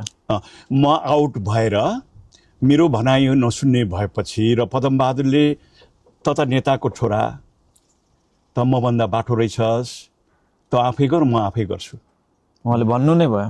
पक्का उनीकै मुख हो है। अनि म सभा सम्मेलनमा जाँदा उनीहरू चुपचाप मेरो कुरा सुन्नु नमाग्ने, उनीहरूको भावी कार्यक्रमहरू मलाई नसुनाउने होइन। हजुर उनीहरूको कार्यक्रममा म जानु खोज्थेँ, मलाई जानु नदिने, मेरो कार्यक्रममा बोलाउँथे नआउने। सिद्धान्त त र व्यवहार त के अरे मैले कुनै पनि सभा गरेँ भने उनीहरूलाई पनि ल्याउनुपर्छ, उनीहरूको कुरा पनि सुन्नुपर्छ भन्ने तपाईँको भनाइ। हाम्रो भनाइ। म मात्रै होइन नि, मसँग त पढे लेखेको मान्छेहरू, ब्रिगेड गोर्खाजका अफिसरहरू, भाइहरू, जो अलिकति थिङ्क ट्याङ्कहरू छन् नि, बौद्धिक वर्गहरू, हजुर उहाँहरू हो। अब मैले अघि नै भने study and research centre, British Gorkha अध्ययन तथा अनुसन्धान केन्द्र भनेपछि त्यहाँ त थिङ्क ट्याङ्कहरू हुनु पऱ्यो नि, बौद्धिक मान्छेहरू होइन। त्यस्तो मिटिङहरूमा बोलाउने होइन, नआउने होइन। हामीलाई त पर होइन। त्यसले गर्दा हामीहरूसँग केही मेलमिलाप हुनु नसकेपछि एक दिन डाक्टर हर्क गुरुङलाई मैले गएर भेटेँ। हजुर हुन त हामी 2 महिना 3 महिनामा हामी भेटघाट हुन्थ्यौँ, किन उनी त स्टडी एन्ड रिसर्चको सल्लाहकार, एडभाइजर, हजुर डाक्टर नोबल किशोर होइन, लगायत अन्य। अनि मैले डाक्टर हर्क गुरुङ अब स्वर्गमा हुनुहुन्छ, उहाँलाई भने डाक्टर साहबले यो पदमबहादुरले भनेको मान्दैन, हामी लाउरेहरू यसरी छुटपुट भयो भने गोराले हेप्छ, नेपाल सरकारले पनि कुरा सुन्दैन, यो पदमबहादुरलाई अलिक सम्झाइदिनु पर्यो, तपाईँले भनेको मान्छ होला भन्दाखेरि डाक्टर साहबले के भन्नुभयो भने आवश्यक छैन, कम्पिटिसन गर्ने हो। कम्पिटिसन गऱ्यो भने कुराको निचोड निक्लिन्छ, कम्पिटिसन भएन भने निचोड निक्लिन्न। हजुर त्यसले गर्दा छोड्दे, त तेरो काम गर, पदमे उसको काम गरोस्, दीपक बहादुर उसको काम गरोस् भनेर डाक्टर साहबले मलाई भन्नुभयो। र पनि मलाई अप्ठ्यारो लाग्यो क्या, जति सक्दो युनिफाई भएर, एक भएर अगाडि बढ्ने भन्ने मेरो लोभ थियो। र पनि मैले हर प्रयास, बेलायत आएर पनि मैले हर प्रयास गरेँ, आएन। त्यसरी पदमबहादुर गुरुङसँग चाहिँ तपाईँको त्यो एक किसिमको वैचारिक कुरा चाहिँ नमिलिसकेपछि तपाईँले चाहिँ के अनि आफूले यो सत्याग्रहको एउटा कन्सेप्ट ल्याउनु भएको हो कि कसरी यो सत्याग्रहको चाहिँ सुरु भयो? त्यति बेला सत्याग्रहको कल्पना पनि गरिएको थिएन, तर पदमबहादुरको क्रियाकलाप, गेसोको क्रियाकलाप, अन्यको क्रियाकलाप हेरेपछि अब हामीले भिन्दै सङ्गठन खोल्नुपर्छ कि भिन्दै प्रकारले जानुपर्छ कि भनेर म निरन्तर नेपालमा भएका विद्वान बुद्धिजीवीहरूसँग छलफल, सभा सम्मेलन गर्ने होइन, र के गर्ने भनेर छलफल गरेपछि अब कानुन त पनि बढ्नुपर्छ भनेर म सुप्रिम कोर्टमा लागेँ, सर्वोच्च अदालतमा। त्रिपक्षीय सन्धिले यो भनेको छ, तर नेपाल सरकारले गोर्खालीहरूलाई हक अधिकार दिलाउन कुनै पहल गरेन, र नेपाल सरकारलाई चाहिँ कूटनीतिक माध्यमद्वारा यो समस्या समाधान गर्नको लागि सुप्रिम कोर्टबाट आदेश भयो भने कतै गर्छ कि र गर्नुपर्छ भनेर वकिल विद्वानहरूले भन्नुभयो।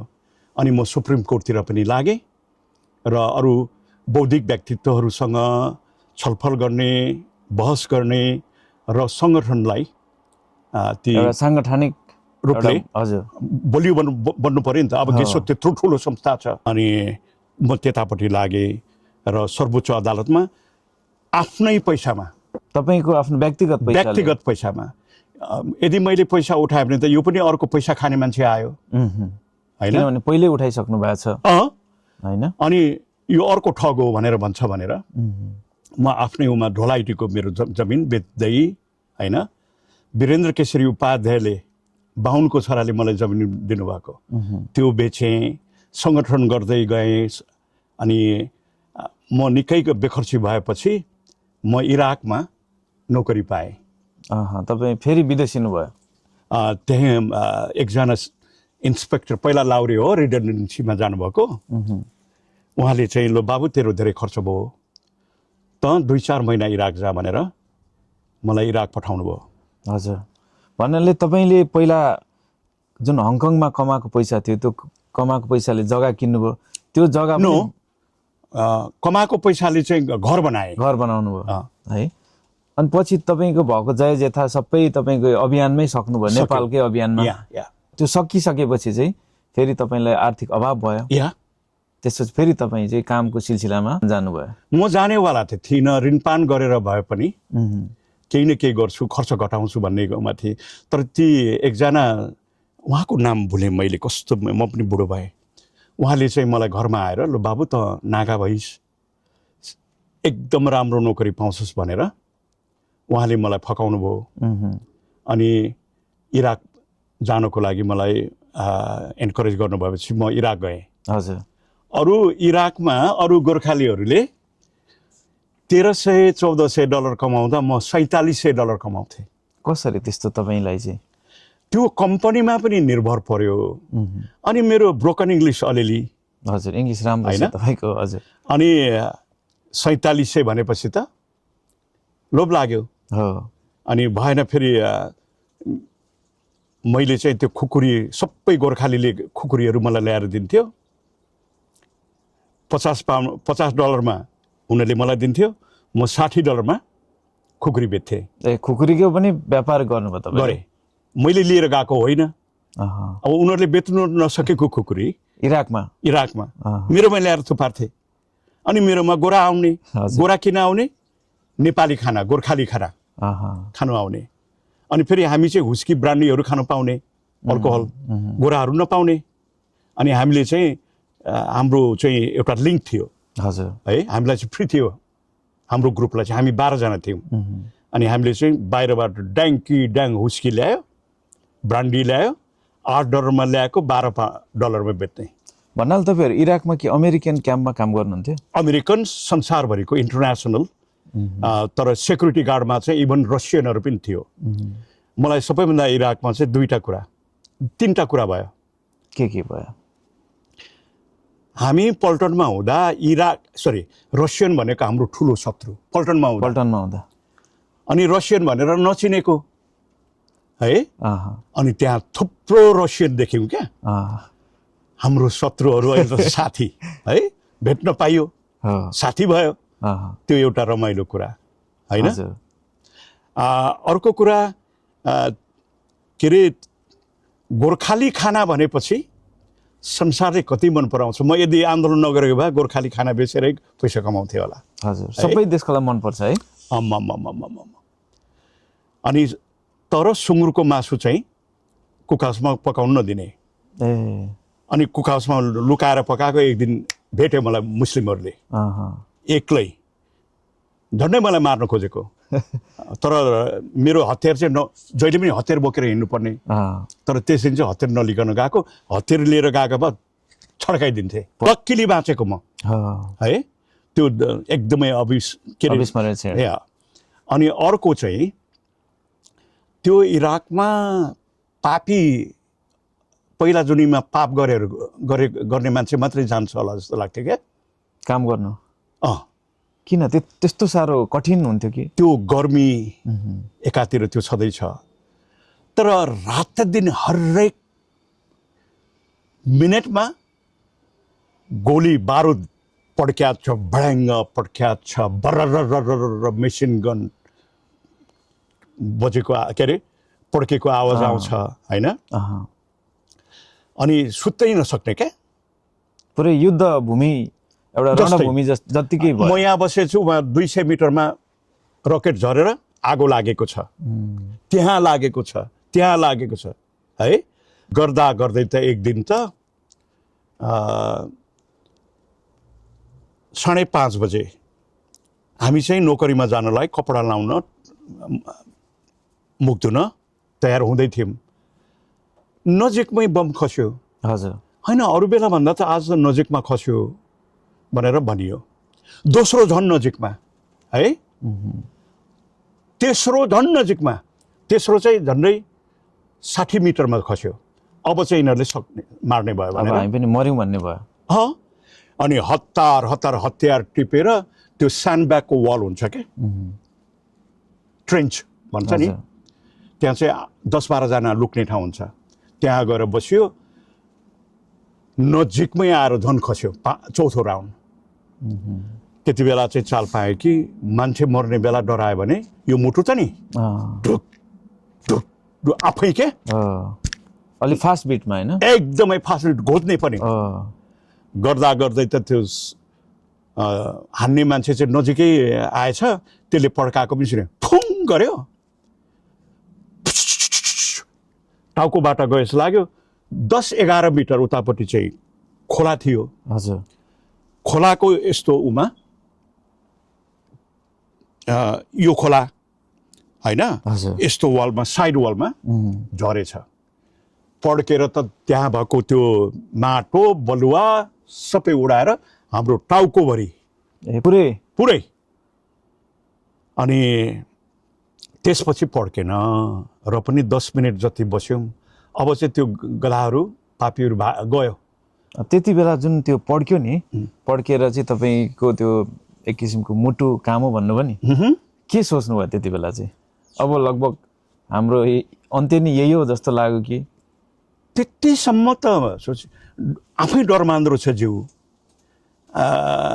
हेरौँ न त के हुँदो रहेछ, यही खाल्डामा त आउँदैन होला, हान्नु सक्दैन होला नि, किनभने खाल्डा बाहिर त वाल छ के अरे बलुवाको। हजुर, त्यो बलुवाको उसलाई खर्च त उडाउन त निकै साह्रै पर्छ, ठुलै बम चाहिन्छ होइन। त्यो बलुवा भनेको चाहिँ सफ्ट हुन्छ क्या। हजुर, त्यो बलुवा आएर पनि केही हुँदैन। अब फेरि हामी पुरै आर्मर्ड ज्याकेट, त्यो एउटा सानोतिनो गोलीले छिर्दैन भन्नाले मरिँदैन भन्ने चाहिँ ढुक्क थियो, मर्दिन भन्ने चाहिँ लागेको थियो। घाउ चोट पटक लाग्नु सक्छ होइन भनेर सबै। अनि सास बढ्दो रहेछ क्या, श्वास सबै क्याप्याक हुन्छ भन्छ नि, यस्तो क्या, त्यस्तो हुँदो रहेछ। अनि त्यो एक किसिमको डर हो नि त, त्रास। अनि अब चाहिँ आउँदैन होला भनेर भने। अनि मै थिएँ सबैभन्दा त्यति बेलाको ठुलो मान्छे त्यहाँ। हजुर, कमान्डरै तपाईँ? हजुर। अनि कहाँ खस्यो यो बलुवा छरेको ठाउँ हेर्नु जाउँ भनेको, एउटा भैँसी डुब्ने यस्तो करालोमा, हजुर, भैँसी डुब्ने खाल्डो परेछ भन्दाखेरि होइन। तपाईँ कति समयसम्म चाहिँ त्यहाँ काम गर्नुभयो? म करिब 8.5 महिना। त्यसपछि तपाईँ फेरि नेपाल फर्किनु भयो? छुट्टीमा गएको। हजुर, फेरि आउनुपर्छ ज्ञानराज भनेर भने होइन। अनि नेपाल आउँदाखेरि मेरो ब्याङ्कमा 47 लाख 47 लाख चाहिँ तपाईँको ब्याङ्कमा अलरेडी जम्मा भइसकेको थियो। मेरो मिसेसलाई के अरे $21,000 हङकङ डलर पठाइदिएको थिएँ। माइजू त्यो पैसा एकैचोटि देख्दा झन्डै ढले मारेर भन्छ। त्यो 21,000 कहिले नदेखेको अरे क्या एकैचोटि। अनि अब आन्दोलन अलिक चर्केर गयो। अनि त्यहाँ अर्को के घटना भयो भने इराकमा बस्दा 2टा घटना भयो। अरू एउटा चाहिँ म हप्ता 10 दिन 2 हप्तामा बार्बिक्यू गर्ने, गोराहरूलाई खुलाउने, करी पकाएर खुलाउने। अनि एक दिन चाहिँ कम्पिटिसन राखियो, ब्रिटिस, अस्ट्रेलियन, अमेरिकन, कसको बार्बिक्यू चाहिँ मिठो। हजुर, एउटा प्रतिस्पर्धा जस्तो। अनि 500, 300, 200, 100 को बाजी राख्यो। हजुर। अनि त्यो क्रममा चाहिँ मेरो एकजना साथी थियो, केनी रोजर जस्तै।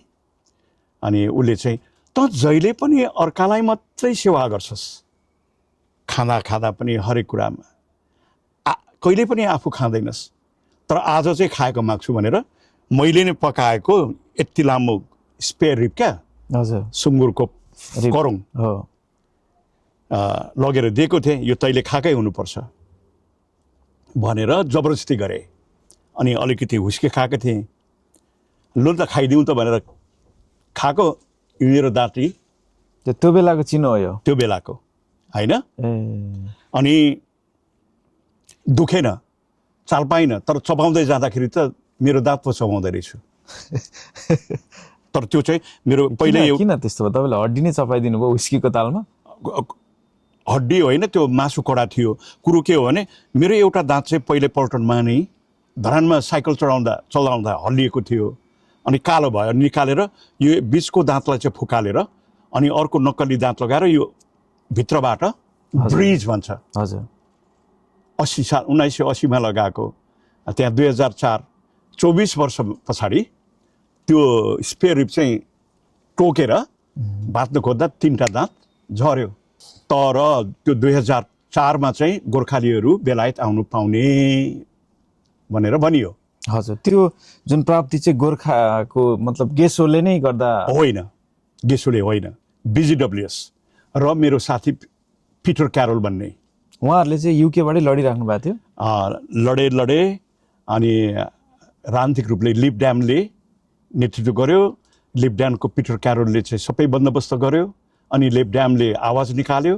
अनि सरकारले 97 भन्दा यता नोकरी गरेका र 4 वर्ष युके गरेका मानिसहरूलाई चाहिँ युके आउन दिने भयो 2004 सालमा। 4 सालमा म इराकमा भएको बेला। हजुर। त्यो 5 साल तिर पुगिसकेको थियो झन्डै। अनि के घटना भयो भने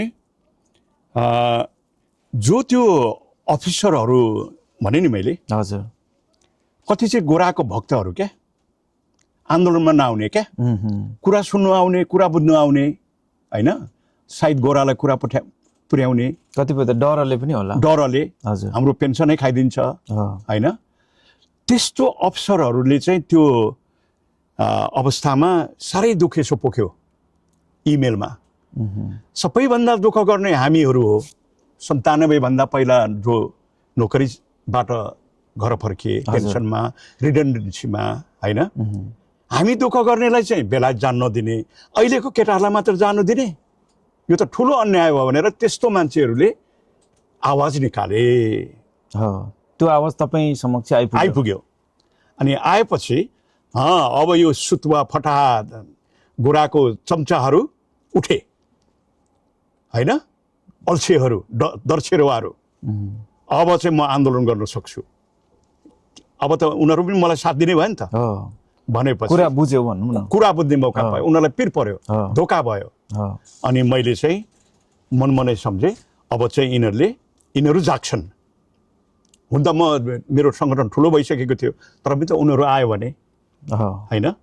अनि मैले त्यही नै घोषणा गरेँ, जबसम्म गोर्खालीले समान अधिकार पाउँदैन तबसम्म यो दाँत लाउँदिनँ भनेर अहिलेसम्म नलाउनु भएको घोषणा गरेँ। इमेलमा पठाएँ साथीहरूलाई होइन। त्यति बेला अब त्यहाँ अहिले जस्तो फेसबुक थिएन, वाट्सएप थिएन, इमिडिएटली हुँदैन थियो होइन, इमेलबाट होइन। अनि त्यो घोषणा गरेँ। अनि त्यस पछाडि मैले नलाएको, यहाँ बिबिसीहरूले त्यही सोध्छ मलाई, किन दाँत नलागाएको भनेर। जबसम्म गोर्खालीहरूले पाउनुपर्ने अधिकार पाउँदैन तबसम्म लाउँदिनँ भनेर घोषणा गरेको। त्यही इराकमा हुँदाखेरि त्यस्तो घटनाहरू भयो। त्यहाँदेखि नेपाल गएँ। नेपाल गएपछि आन्दोलन गर्न जारी राख्यौँ। अनि गेसोहरूलाई मिलाउन, सबैलाई मिलाउनको लागि पूर्व पश्चिम गएँ साथीहरू लिएर। धरानमा मलाई गेसोले घेरेर मेरो 3 पाइन्ट रगत मै लाउरेहरू है तपाईमाथि भौतिक आक्रमण भयो। म चाहिँ मिलाउनु गएको पदमबहादुरले यो गल्ती गर्यो, उसले यो गल्ती गर्नु भएन, हामीले गल्ती गरेको छ भने पनि भन्नु पर्यो, यो दीपक बहादुरलाई पनि ल्याउनु पर्यो, हामी सबै एक भएर मात्र यो आन्दोलन हुन्छ होइन भन्ने आवाज लिएर हामी गयौँ। अनि मिटिङ बस्यौँ केही लागेन, मेलमिलापको कुरै उठेन है। मेलमिलापको सपोर्टिभमा कोही आएन। मान्छे आए हाम्रो कुरा सुन्नलाई झन्डै 200-250 लाउरेनीहरू आए। हजुर। मिटिङ बसेर सभालाई सम्बोधन गर्नको लागि तयारी हुँदै थिए। अनि टोयलेट गएर फर्किँदाखेरि मलाई लाउरेनीहरूले घेर्यो। हजुर। अनि त किन नेता हुनु खोजेको, आन्दोलनलाई किन यसरी धोका दिएको भनेर भन्यो। मैले धोका दिएको होइन, आन्दोलन बिगारेको होइन, मिलेर जानुपर्छ भनेर आएको चेलीहरू भनेर नमस्ते गरेँ। नमान्ने त बाठो, त नेताको छोरा, नेता हुनु खोज्छस् भनेर लाउरेनीहरू उफ्र्यो। अनि मेरो पालो झोला बोकेको थिएँ, झोलामा यति लिफलेट बोकेको थिएँ, फालिदिएँ, टिपेन लाउरेनीहरूले। अनि अब यो बौलाई लाउरेनीहरूसँग झगडा गर्नु हुँदैन, जान्छु भनेर निक्लेर हिँड्दै थिएँ। त्यो भुस्तिक्रे लाउरेहरू को आयो, कसैले डन्डा हानेछ, के हानेको छ, यसरी छल्या छु है, यो हात पुरै त्यो लाउरेको डन्डा के टेकेर हिँड्ने। गर्दा गर्दै कति बेला भेटेछु, यहाँदेखि रगत चुहेको मलाई थाहा नै थिएन, दुखेको पनि छैन। अनि पारिपट्टि गएर डिलमा गएर तिमीले आज ठुलो गल्ती गर्यौ, म मरेको छैन, तिम्रो भोलि चाल पाउँछस् भनेर भन्दै थिएँ। रगत बगेको रहेछ, भरे त यहाँ त सिलिलिली गनेउला हिँडे यस्तो क्या। गर्मी, धरानको गर्मीमा रगत झरेर सिलिली बगेको रहेछ क्या। अनि यसो हेरेको त जुत्ताभरि पुरै रगत। अनि केही साथीहरू आएर लु तपाईँ हस्पिटल जानुपर्छ, तपाईँलाई धेरै मान्छेले हातपात गर्यो भनेर अनि मलाई हस्पिटल लग्यो। अनि हस्पिटल लगेर छटाका। हजुर। त्यति बेला तपाईँलाई कस्तो लाग्यो त, जस्तो यता गेसोले आफ्नै एउटा चाहिँ सङ्गठन बलियो बनाइरहेकै थियो, यता तपाईँले चाहिँ त्यहाँबाट हुँदैन, हामी एउटा आन्दोलन सफल पार्नुको लागि चाहिँ हामीले एउटा संयुक्त रूपमा जानुपर्छ भन्ने आवाज लिएर जाँदा चाहिँ उल्टै भौतिक आक्रमण भयो। त्यो बेला कस्तो भयो तपाईँको मन? हामीलाई थाहा थियो कि गेसोमा कस्ता मान्छे छन् भनेर। यहाँ हुनु पऱ्यो नि गिदी, अलिक पढे लेखेको हुनु पर्यो। यिनीहरू एउटा ठगको जमात मात्रै हो। बिस्तारै यिनीहरू तहलाउँछौँ हामी। तहलाउँछौँ भन्नाले वैचारिक रूपले काम गरेर देखाएर होइन, त्यो मात्रै भयो। त्यति बेला तपाईँलाई चाहिँ अब गेसोले भन्दा चाहिँ म जसरी पनि बेटर काम गर्छु नै गर्छु भन्ने तपाईँलाई दृढता आयो? किनभने मसँग त पढे लेखेको मान्छे छ, राजनीतिक रूपले सचेत मान्छेहरू छ, राजनीतिज्ञ नभए पनि होइन। हामी त धेरै मजबुत भइसकेको छ नि। हजुर। मात्र हामीसँग पैसा थिएन होइन, किनभने हामी चन्दा उठाउँदैन थियौँ होइन, त्यति मात्र समस्या थियो। अनि छटाका लगायो। अनि त्यहीँबाट निक्लेर फेरि त्यही सभा हलमा गएर फेरि फर्किनु भयो? फर्केँ। अनि 200-300 लाउरेमा 50-60 जना लाउरे रहेछ, त्यहाँ बाँकी गइसक्यो। अनि उनीहरूलाई सम्झाएँ, तपाईँहरूले आज ठुलो गल्ती गर्नुभयो, धन्न म बाँचेँ, तपाईँहरू एक दिन चाल पाउनुहुन्छ म के गर्छु भनेर 2-3 मिनट बोलेँ। हजुर। त्यहाँदेखि काठमाडौँ फर्केर फौजदारी मुद्दामा मुद्दा लगाइदिएँ। बराबरले दसैँ नै मान्नु पाएन, भाग। अनि गर्दै गर्दै मलाई बिबिसीले बेलायतमा ल्यायो। अनि यहाँको मान्यहरूले तपाईँहरूले यहाँ आन्दोलन गर्नुपर्छ भनेर मलाई सजेस्ट गरे होइन। बिबिसीले नै बोलायो? लिनु होइन, एयर टिकट दियो, यहाँ आएँ, होटलमा 3 स्टार होटलमा बसेँ होइन। यति हो कि दिनमा चाहिँ कहाँ भिडियो खेल्ने, यस्तै डकुमेन्ट्री बनाउने, कहाँ सभा सम्मेलन छ त्यहाँ लाने होइन, बोल्नु दिने होइन। त्यसरी बसेँ। अनि युकेमा धेरै कन्ट्याक्ट साथीहरूसँग रहेर म यसरी आएको छु। तर त्यति बेला टेलिफोन भनेको यति महँगो, 1 मिनटको 7 पी पर्थ्यो। हजुर। 2005कै कुरा हो। हजुर। है, पैसा त खतम, टेलिफोनमै जाने। टेलिफोनमै। अनि एक दिन ठुलो सभा भयो लन्डनमा त्यो व्हाइट हलको अलिक पछाडिपट्टि एउटा ठुलो होटल छ 3 स्टार होटल त्यहाँ थियो होला 300 जति गोराहरू हजुर बुढापाकाहरू जेनरलहरू पहिलाको है अनि परिचयको क्रममा आयो परिचयको क्रममा सबै गोराहरू फलाना फलाना यस्तो मान्छे उस्तो मान्छे भनेर परिचय गराउँदै लग्यो अगाडि गएर स्टेजमा हजुर अनि मलाई पनि मेरो नाम पनि बोलायो यसरी ज्ञानराज राई चाहिँ गोर्खाको लागि यसरी क्याम्पेन गर्दैछ भनेर परिचय गरायो अनि म चाहिँ पछाडि बसेको थिएँ निकै टाढो हजुर ज्ञानराज कम हियर भनेर गोराहरूले बोलायो अनि स्टेजमा लग्यो अनि मेरो पालो त्यहाँ गएपछि त्यतिकै नमस्ते भन्दा गोराहरू नमस्ते पनि गरेँ अनि गोराहरूलाई म नेपाली टोपी लाएर हिँड्छु जहिले पनि अनि मेरो पालो सोलोट गरेँ गोराहरूलाई त्यो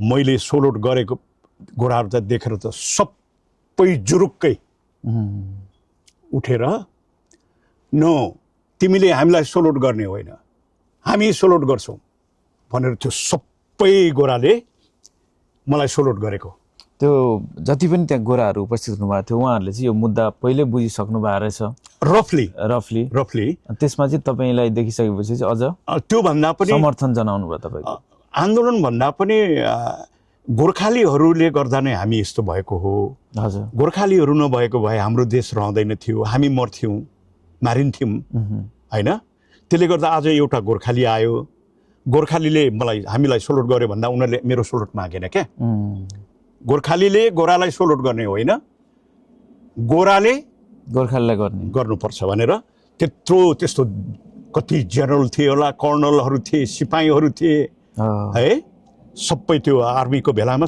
प्राय गोराहरूले उनीहरूकै युनिफर्म त होइन सिभिलियन युनिफर्म क्या हामी मुफ्ती ड्रेस भन्छ अनि टोपी हामी चाहिँ गोर्खा ह्याट लाउँछ उनीहरूको आफ्नो आफ्नो पल्टनको टोपी लाएर आएको मान्छेहरूले चाहिँ no you are not the one to salute us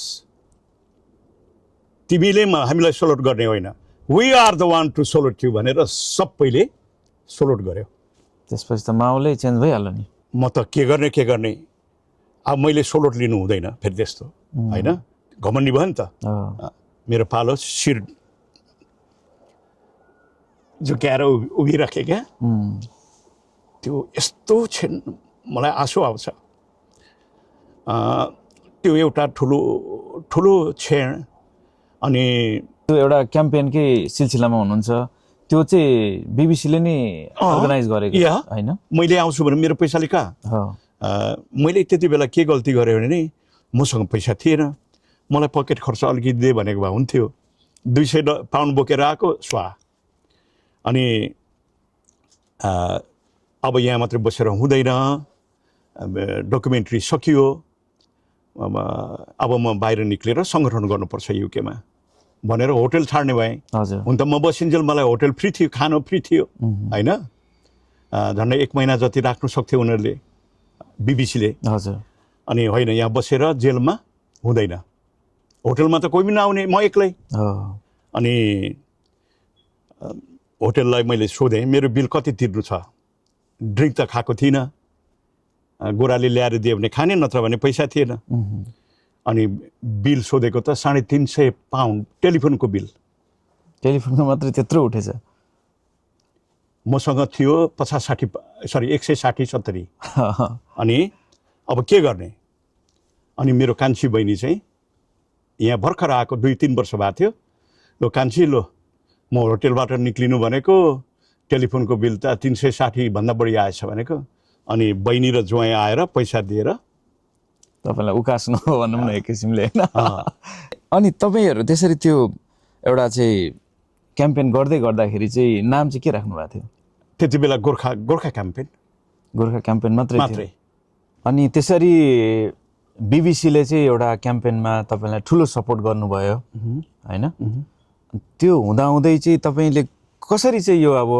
hunger स्ट्राइकतिर होइन भोक हडतालतिर जानुपर्छ भन्ने अवधारणा चाहिँ तपाईँलाई कहाँबाट आयो एकदमै लामो कहानी हुन्छ तर सठिकमा भन्दा गोर्खालीहरू त आउनु पायो बुढाबुढीहरू 2004 साल पछाडि 2009 पछाडि 9 पछाडि हजुर आउनु आयो। त्योभन्दा अगाडि बिजोग भएको मान्छेहरूलाई वेलफेयर, उनीहरूलाई खाना बस्नको प्रबन्ध, खर्चीहरूलाई खर्च दिलाउनु पर्यो होइन। अब घर खोजिदिनु पर्यो। अब मेरो कोठामा 14 जनासम्म बस्यो, मैले राख्नु सक्दिनँ।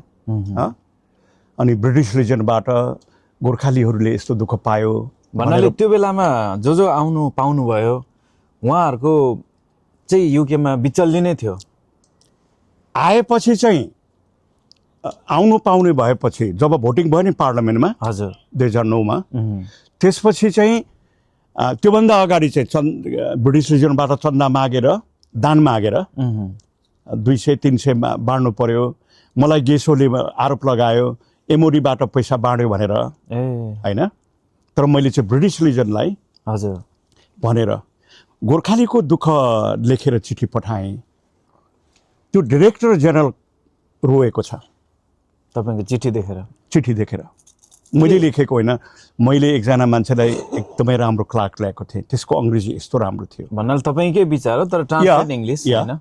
के थियो र त्यसमा त्यस्तो चाहिँ ब्रिटिस जेनरलले रुनुभयो तपाईँको चिठी देखेर? जेनरल होइन, ब्रिटिस रिजनको जेनरल सेक्रेटरी है हजुर। तपाईँको पत्र देखेर मेरो आँसु आयो, म रोएँ।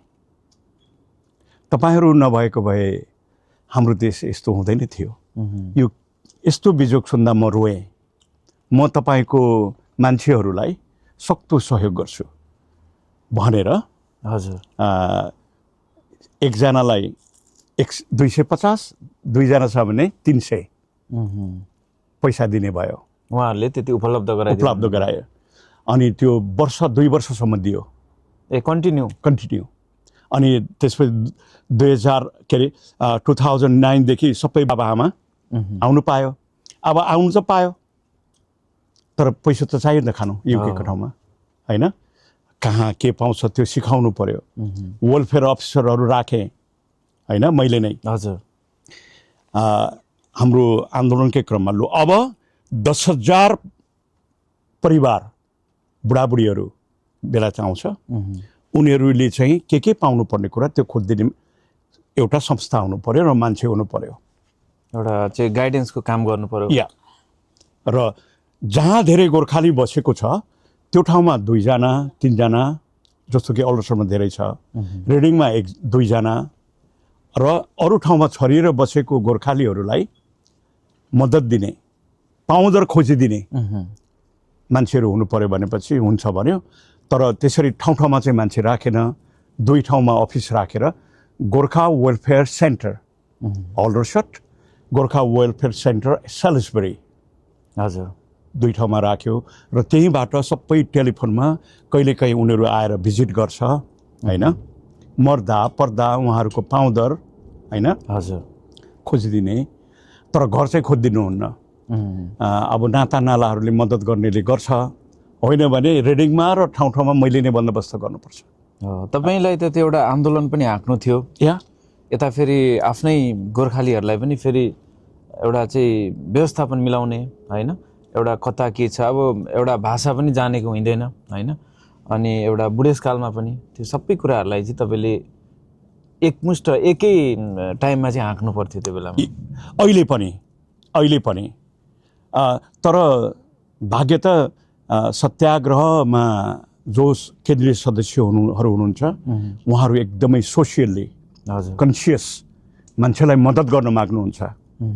लु तपाईँको ठाउँमा यस्तो बुढाबुढी आछ, लु उसलाई यो मद्दत गर्नु पर्यो फलाना ठाउँमा भनेपछि उहाँहरूले मद्दत गर्नुहुन्छ। वेलफेयर अफिसरहरू जो छ गोर्खा वेलफेयर सेन्टरमा, उहाँहरूलाई एक फोन गरेपछि लु फलाना ठाउँमा यस्तो छ तुरुन्त मद्दत दिनुहोस् भनेपछि तुरुन्त गरिदिनुहुन्छ। हजुर त्यो बेलादेखि नै चाहिँ कन्टिन्यू एउटा भनौँ न सपोर्ट चाहिँ गरिराख्नु भएको छ अहिलेसम्म।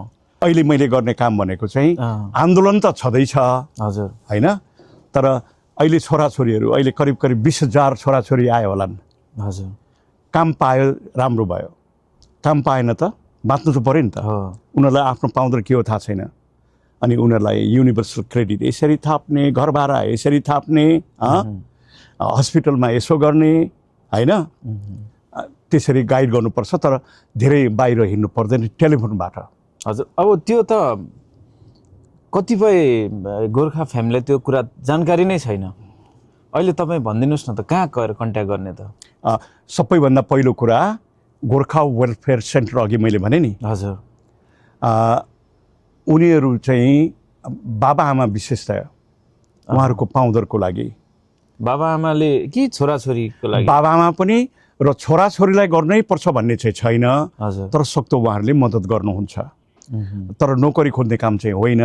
हजुर, तर युनिभर्सल क्रेडिट होइन, घर भाडा हजुर, होइन, कुनै छोराछोरी आयो काम पाएन, उनीलाई युनिभर्सल क्रेडिट महिनाको 420-25 अनि कोठा भाडा त्यो दिलाउने कोसिस गर्नुहुन्छ।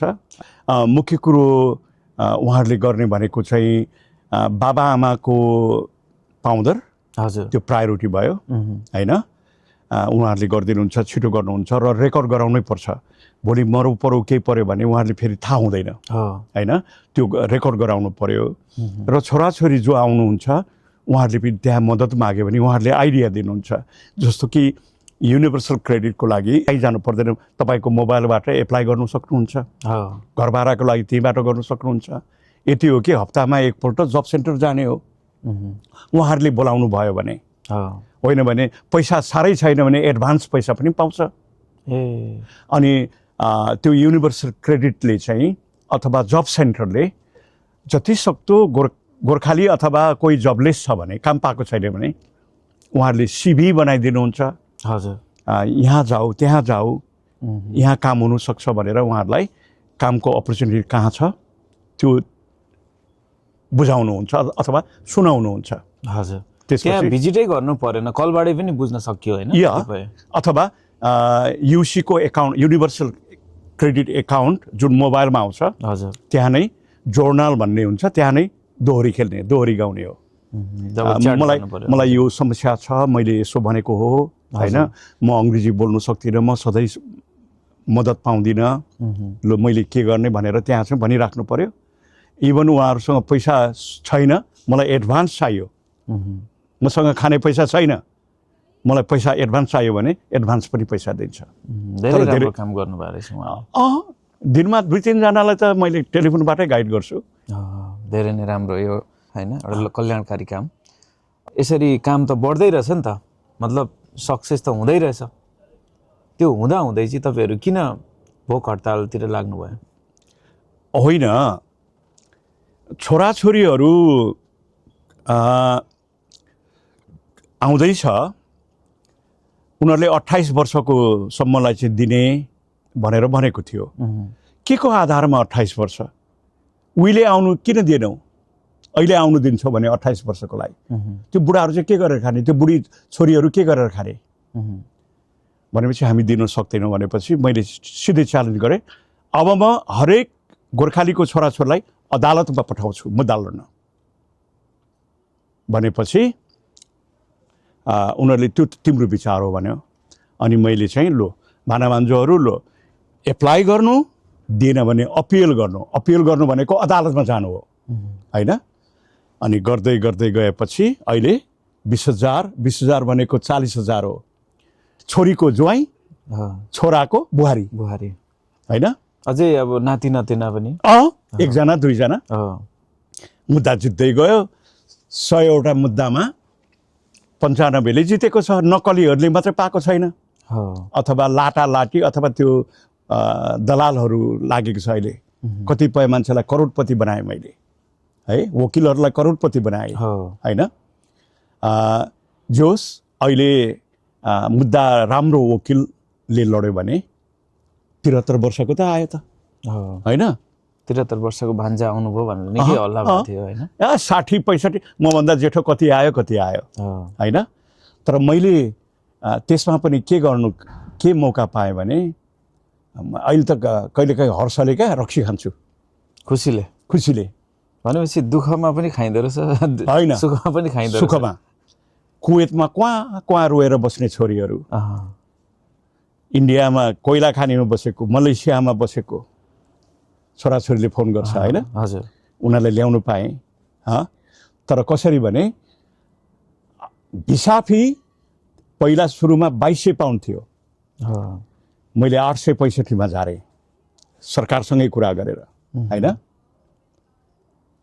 कति मिलियन पाउन्ड बचाएँ।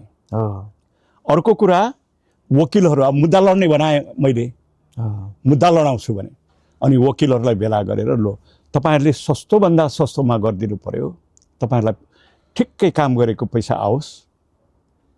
मैले 1300 पाउन्डमा सुरु गराएँ वकिलहरूलाई। तर यो वकिलकोमा जानु भनेर मैले कहिले भनिनँ, किनभने म यो वकिलकोमा जानु भनेपछि मैले त्यहाँबाट कमिसन खाए जस्तो भयो नि त, म दलाल भएँ नि त। यो यो यो यो यो वकिल छ त्यहाँ जानु, अनि उनीहरू गयो, वकिलले लड्यो, होइन? अनि मुद्दा जित्यो। 100मा 95ले मुद्दा जितेको छ, होइन? तर कसैलाई समय लागेछ, कोही हाइकोर्टसम्म जानु पर्यो, उनीहरूलाई धेरै खर्च भयो। तर बिचमा दलालहरू पस्यो, नाम लिन सक्दिनँ अहिले म, है? अब वकिललाई भनेको छु 1300, त्यो दलालले 2000-3000 खाइदियो, है? अहिले त्यो दलालहरूले मलाई एकान्तमा भेट्यो भने मार्छ, रोकेँ नि त मैले। त्यो भोक हडतालको अवधारणा चाहिँ कसरी आयो? काम त हुँदै रहेछ। अघि मैले भने नि, हजुर, जब म ब्रिटिस जनताको सिफारिस लिनु गएँ 55वटा सहरमा, मैले 2 महिनामा 1,11,000 सिग्नेचर गरेँ। गोरेनीहरू गोराहरू कहाँ हुन्थ्यो भनेर मैले भने, के देख्नु परेको, के सुन्नु परेको, यो गोर्खाली नभएको भए हामी यस्तो गरी खान सक्दैन थियौँ। यो देश भनेको तिमीहरूको हो, लड्नुपर्छ, हामी साथमा छौँ भनेर सिग्नेचर गरेर बुझाएँ, केही पनि लागेन। अनि अब यो अपराधी ब्रिटिसलाई अरू केही गर्नु सकिन्न। नेपालको जातिवादी नेपाल सरकार, है, म जातिवादी हो भने म बाहुनको त खुट्टा रोक्ने मान्छे हो, तिनीहरूले हाम्रो भरो कहिले चाहेन।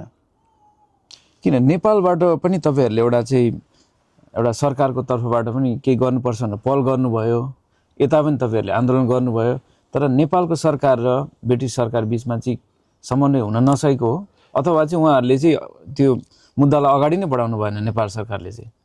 हामीले सुरुदेखि नै, म सर्वोच्च अदालतमा गएको कारण नेपाल सरकारको मद्दत माग्नु गएको हो, र नेपालमा यति एक्टिभ गोर्खालीहरू हजुर छन् मेरो साथमा, अथवा पहिला युनाइटेड ब्रिटिस गोर्खा र अहिले सत्याग्रह, पढे लेखेका गोर्खालीहरू, विद्वान बुद्धिजीवीहरू, पत्रकारहरू सबै छन्। जति नै गरे पनि नेपाल सरकारले गर्छौँ गर्छौँ भन्छ, काम गर्दैन। धेरैचोटि चाहिँ संसदमा कुरा पनि उठेको हामी देख्छौँ, तर किन चाहिँ नेपाल सरकारले नै चाहिँ अगाडि बढाउन चाहँदैन, तपाईँलाई के लाग्छ? अब काल्पनिक कुरा होइन, सत्य कुरामा पहिलो कुरा, नेपाल सरकार, ब्रिटिस सरकारले हामीलाई जुन मद्दत गरेको छ नेपालको विकासमा, शिक्षा, विकास हरेक क्षेत्रमा, त्यो रोकिदिन्छ कि भन्ने डर एउटा होला। हजुर, होला।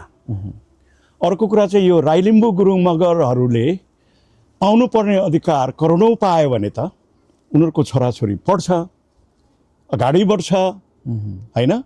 अनि हामी पछाडि पर्छौँ, राजनीतिक रूपले, सामाजिक रूपले, आर्थिक रूपले महँगी बढ्छ। अब एउटा बाहुनले 5 लाखमा किन्ने जग्गा लाउरेले 10 लाखमा किन्न सक्ने हुन्छ, उनीहरूलाई घाटा परेको परेन, होइन? त्यसले गर्दा एकदमै जातिवादी मानसिकता यिनीहरू। तपाईँले चाहिँ एउटा नस्लीय चिन्तनको कारणले चाहिँ, त्यो चाहिँ अब म ठोकुवा गरेर भन्छु, उहाँहरूले चाहिँ त्यो मुद्दालाई ब्रिटिस सरकार समक्ष लाने एउटा पहल कदमी केही गरेन। यसको मेन रिजन चाहिँ तपाईँले यही भन्नुभयो, मात्र यो आन्दोलनलाई चाहिँ कसरी सुसुप्त बनाउने अथवा साम्य पार्ने मात्रै लागे उनीहरू, वचनले, बोलीले मात्रै, कामले गरेन। मुखले प्रतिबद्धता जनाउने तर व्यवहारमा नदेखाउने गरेन। संसदले बोलोस् कि कसले बोलोस्, पत्रिकामा जति आओस्, कहिले पनि गर्न चाहेन, होइन? त्यसको कारण अघि नै भने, यी आदिवासी जनजातिहरूले गरी खायो भने हामी पछि पर्छौँ। यी आदिवासी जनजातिहरू बरु विदेशै भाषी हुन्। अब बेलायत अहिले मैले भने नि, योभन्दा अगाडि 50,000 थियो भने अहिले 50,000 आयो, 1 लाख भयो। नेपाल त खाली भयो नि त। अब अझै 50,000 होइन 1 लाख आउँछ। उनीहरूलाई खाली ठाउँ भयो कि भएन त्यस्तो चिन्तन तिनीहरूसँग पक्कै थियो।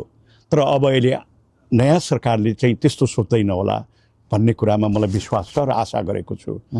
र नेपालको सरकारले चाहिँ यो आदिवासीहरू धनी नहुन्, यहाँ नबसुन्, उनीहरूको मानसिकता यिनीहरू बस्यो भने राजनीतिक रूपले अगाडि बढ्छन्, हामी पछि पर्छौँ। अनि ब्रिटिस सरकारले चाहिँ के सोच्यो, यदि राई लिम्बू गुरुङ मगरहरू विकसित भए, उनीहरूको छोराछोरी पढ्यो, धनी भयो, विकास गर्यो, उद्योग धन्दा गर्यो भने भोलि ब्रिटेनलाई लडाइँ परेको बेलामा बन्दुक बोकिदिने मान्छे चाहियो नि। तपाईँ गरिब भए पो भर्ती हुनुहुन्छ, म गरिब भए पो भर्ती हुन्छु त। मलाई घरमा खानु पुगिराखेछ भने त मेरो उद्योग धन्दा विकास छ, म भर्ती हुन आउँछु अथवा मेरो छोराछोरीलाई पठाउँछु। र ब्रिटिसले चाहिँ नेपाल गरिब रहोस्, नेपालमा भएको आदिवासी जनजातिहरू गरिब रहन् र मात्रै हामीलाई परेको बेला हाम्रो बन्दुक बोकिदिने मान्छे आउँछ। यो चाहिँ मैले गोराहरूलाई त्यही भन्दैछु, ठाडै कुरा। तपाईँले सिधै भन्नु, यो कुरा राख्नु भएको छ उनीहरूलाई पनि। कति मन्त्रीले त भनेको छैन, माननीयहरूलाई, पत्रकारहरूलाई भनेको छु होइन।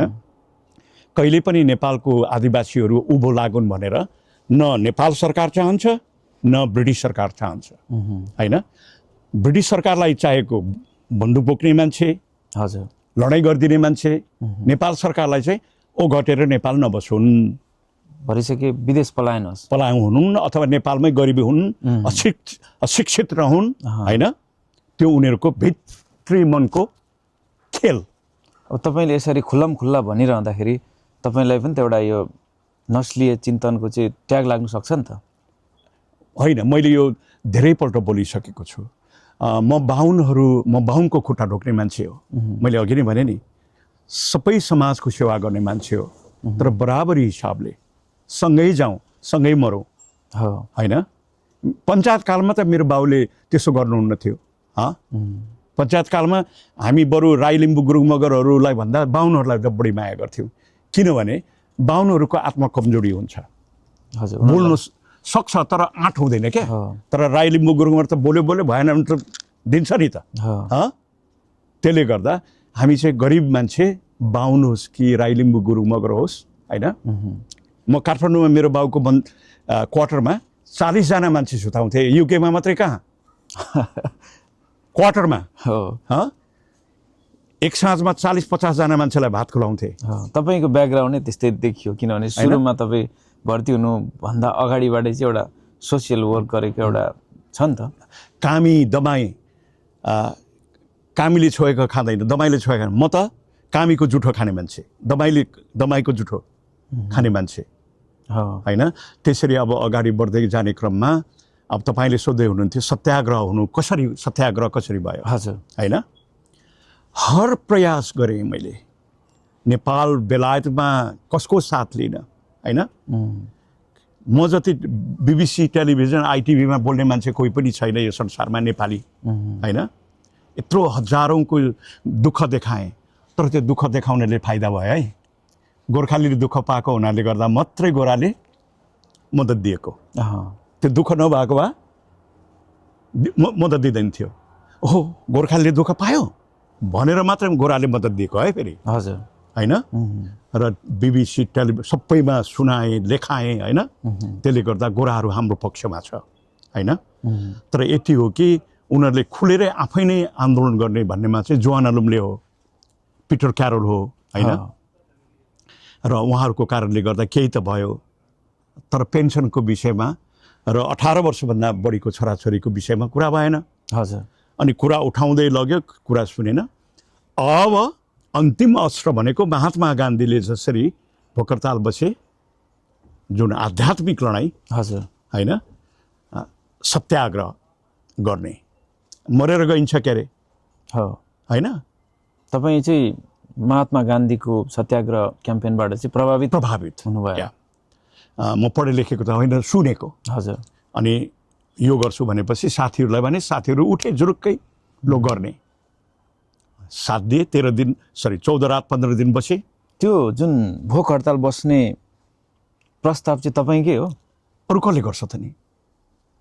किनभने तपाईँको त्यो पहिलो भोक हडतालको बेलामा तपाईँ एक्लै हुनुहुन्थ्यो।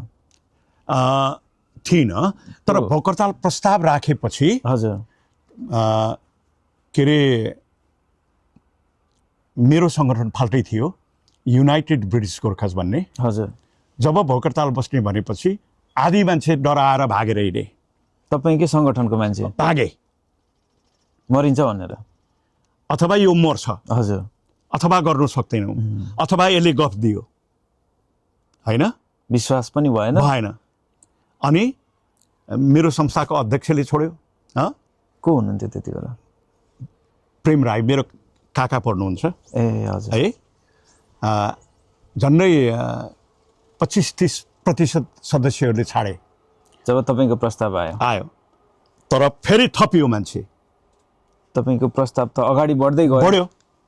अनि अब युभिजिएन अथवा युनाइटेड ब्रिटिस गोर्खाले मात्रै गर्नु सक्ने कुरा भएन। हजुर। अनि मैले अन्य संस्थालाई गुहारेँ, ल अब म यो गर्छु, मलाई साथ दिनु पर्यो भनेपछि गेसो फुटिरहेको थियो। गेसोका हाम्रो सन्तोष थलङ त्यति बेलाको अध्यक्ष, हजुर, पदम बहादुर पछाडिको दोस्रो, ए हजुर, अनि डाक्टर रामनारायण कन्दुगा महासचिव, उनीहरूलाई कन्भिन्स गरेँ मैले, होइन।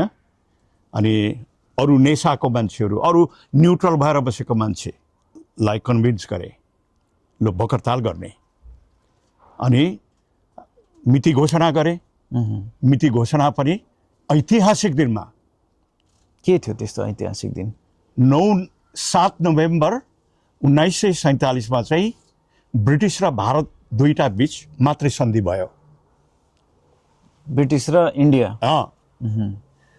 त्यहाँ चाहिँ के सन्धि भयो भने भारतले जति दिन्छ ब्रिटिसले पनि त्यति नै दिने, अनि गोर्खालीहरूलाई विदेश लग्यो भने अलिकति विदेशी भत्ता थपिदिने भन्ने सन्धि भयो। हजुर, भन्नाले अब गोर्खाहरूलाई चाहिँ अब जस्तो ब्रिटिसले चाहिँ इन्डिया छोड्दाखेरि ब्रिटिस गोर्खालीलाई के गर्ने त भन्ने सन्धि चाहिँ 2 दिन भएको थियो। 7 नोभेम्बर। 7 नोभेम्बर त्यही चाहिँ हाम्रो काल।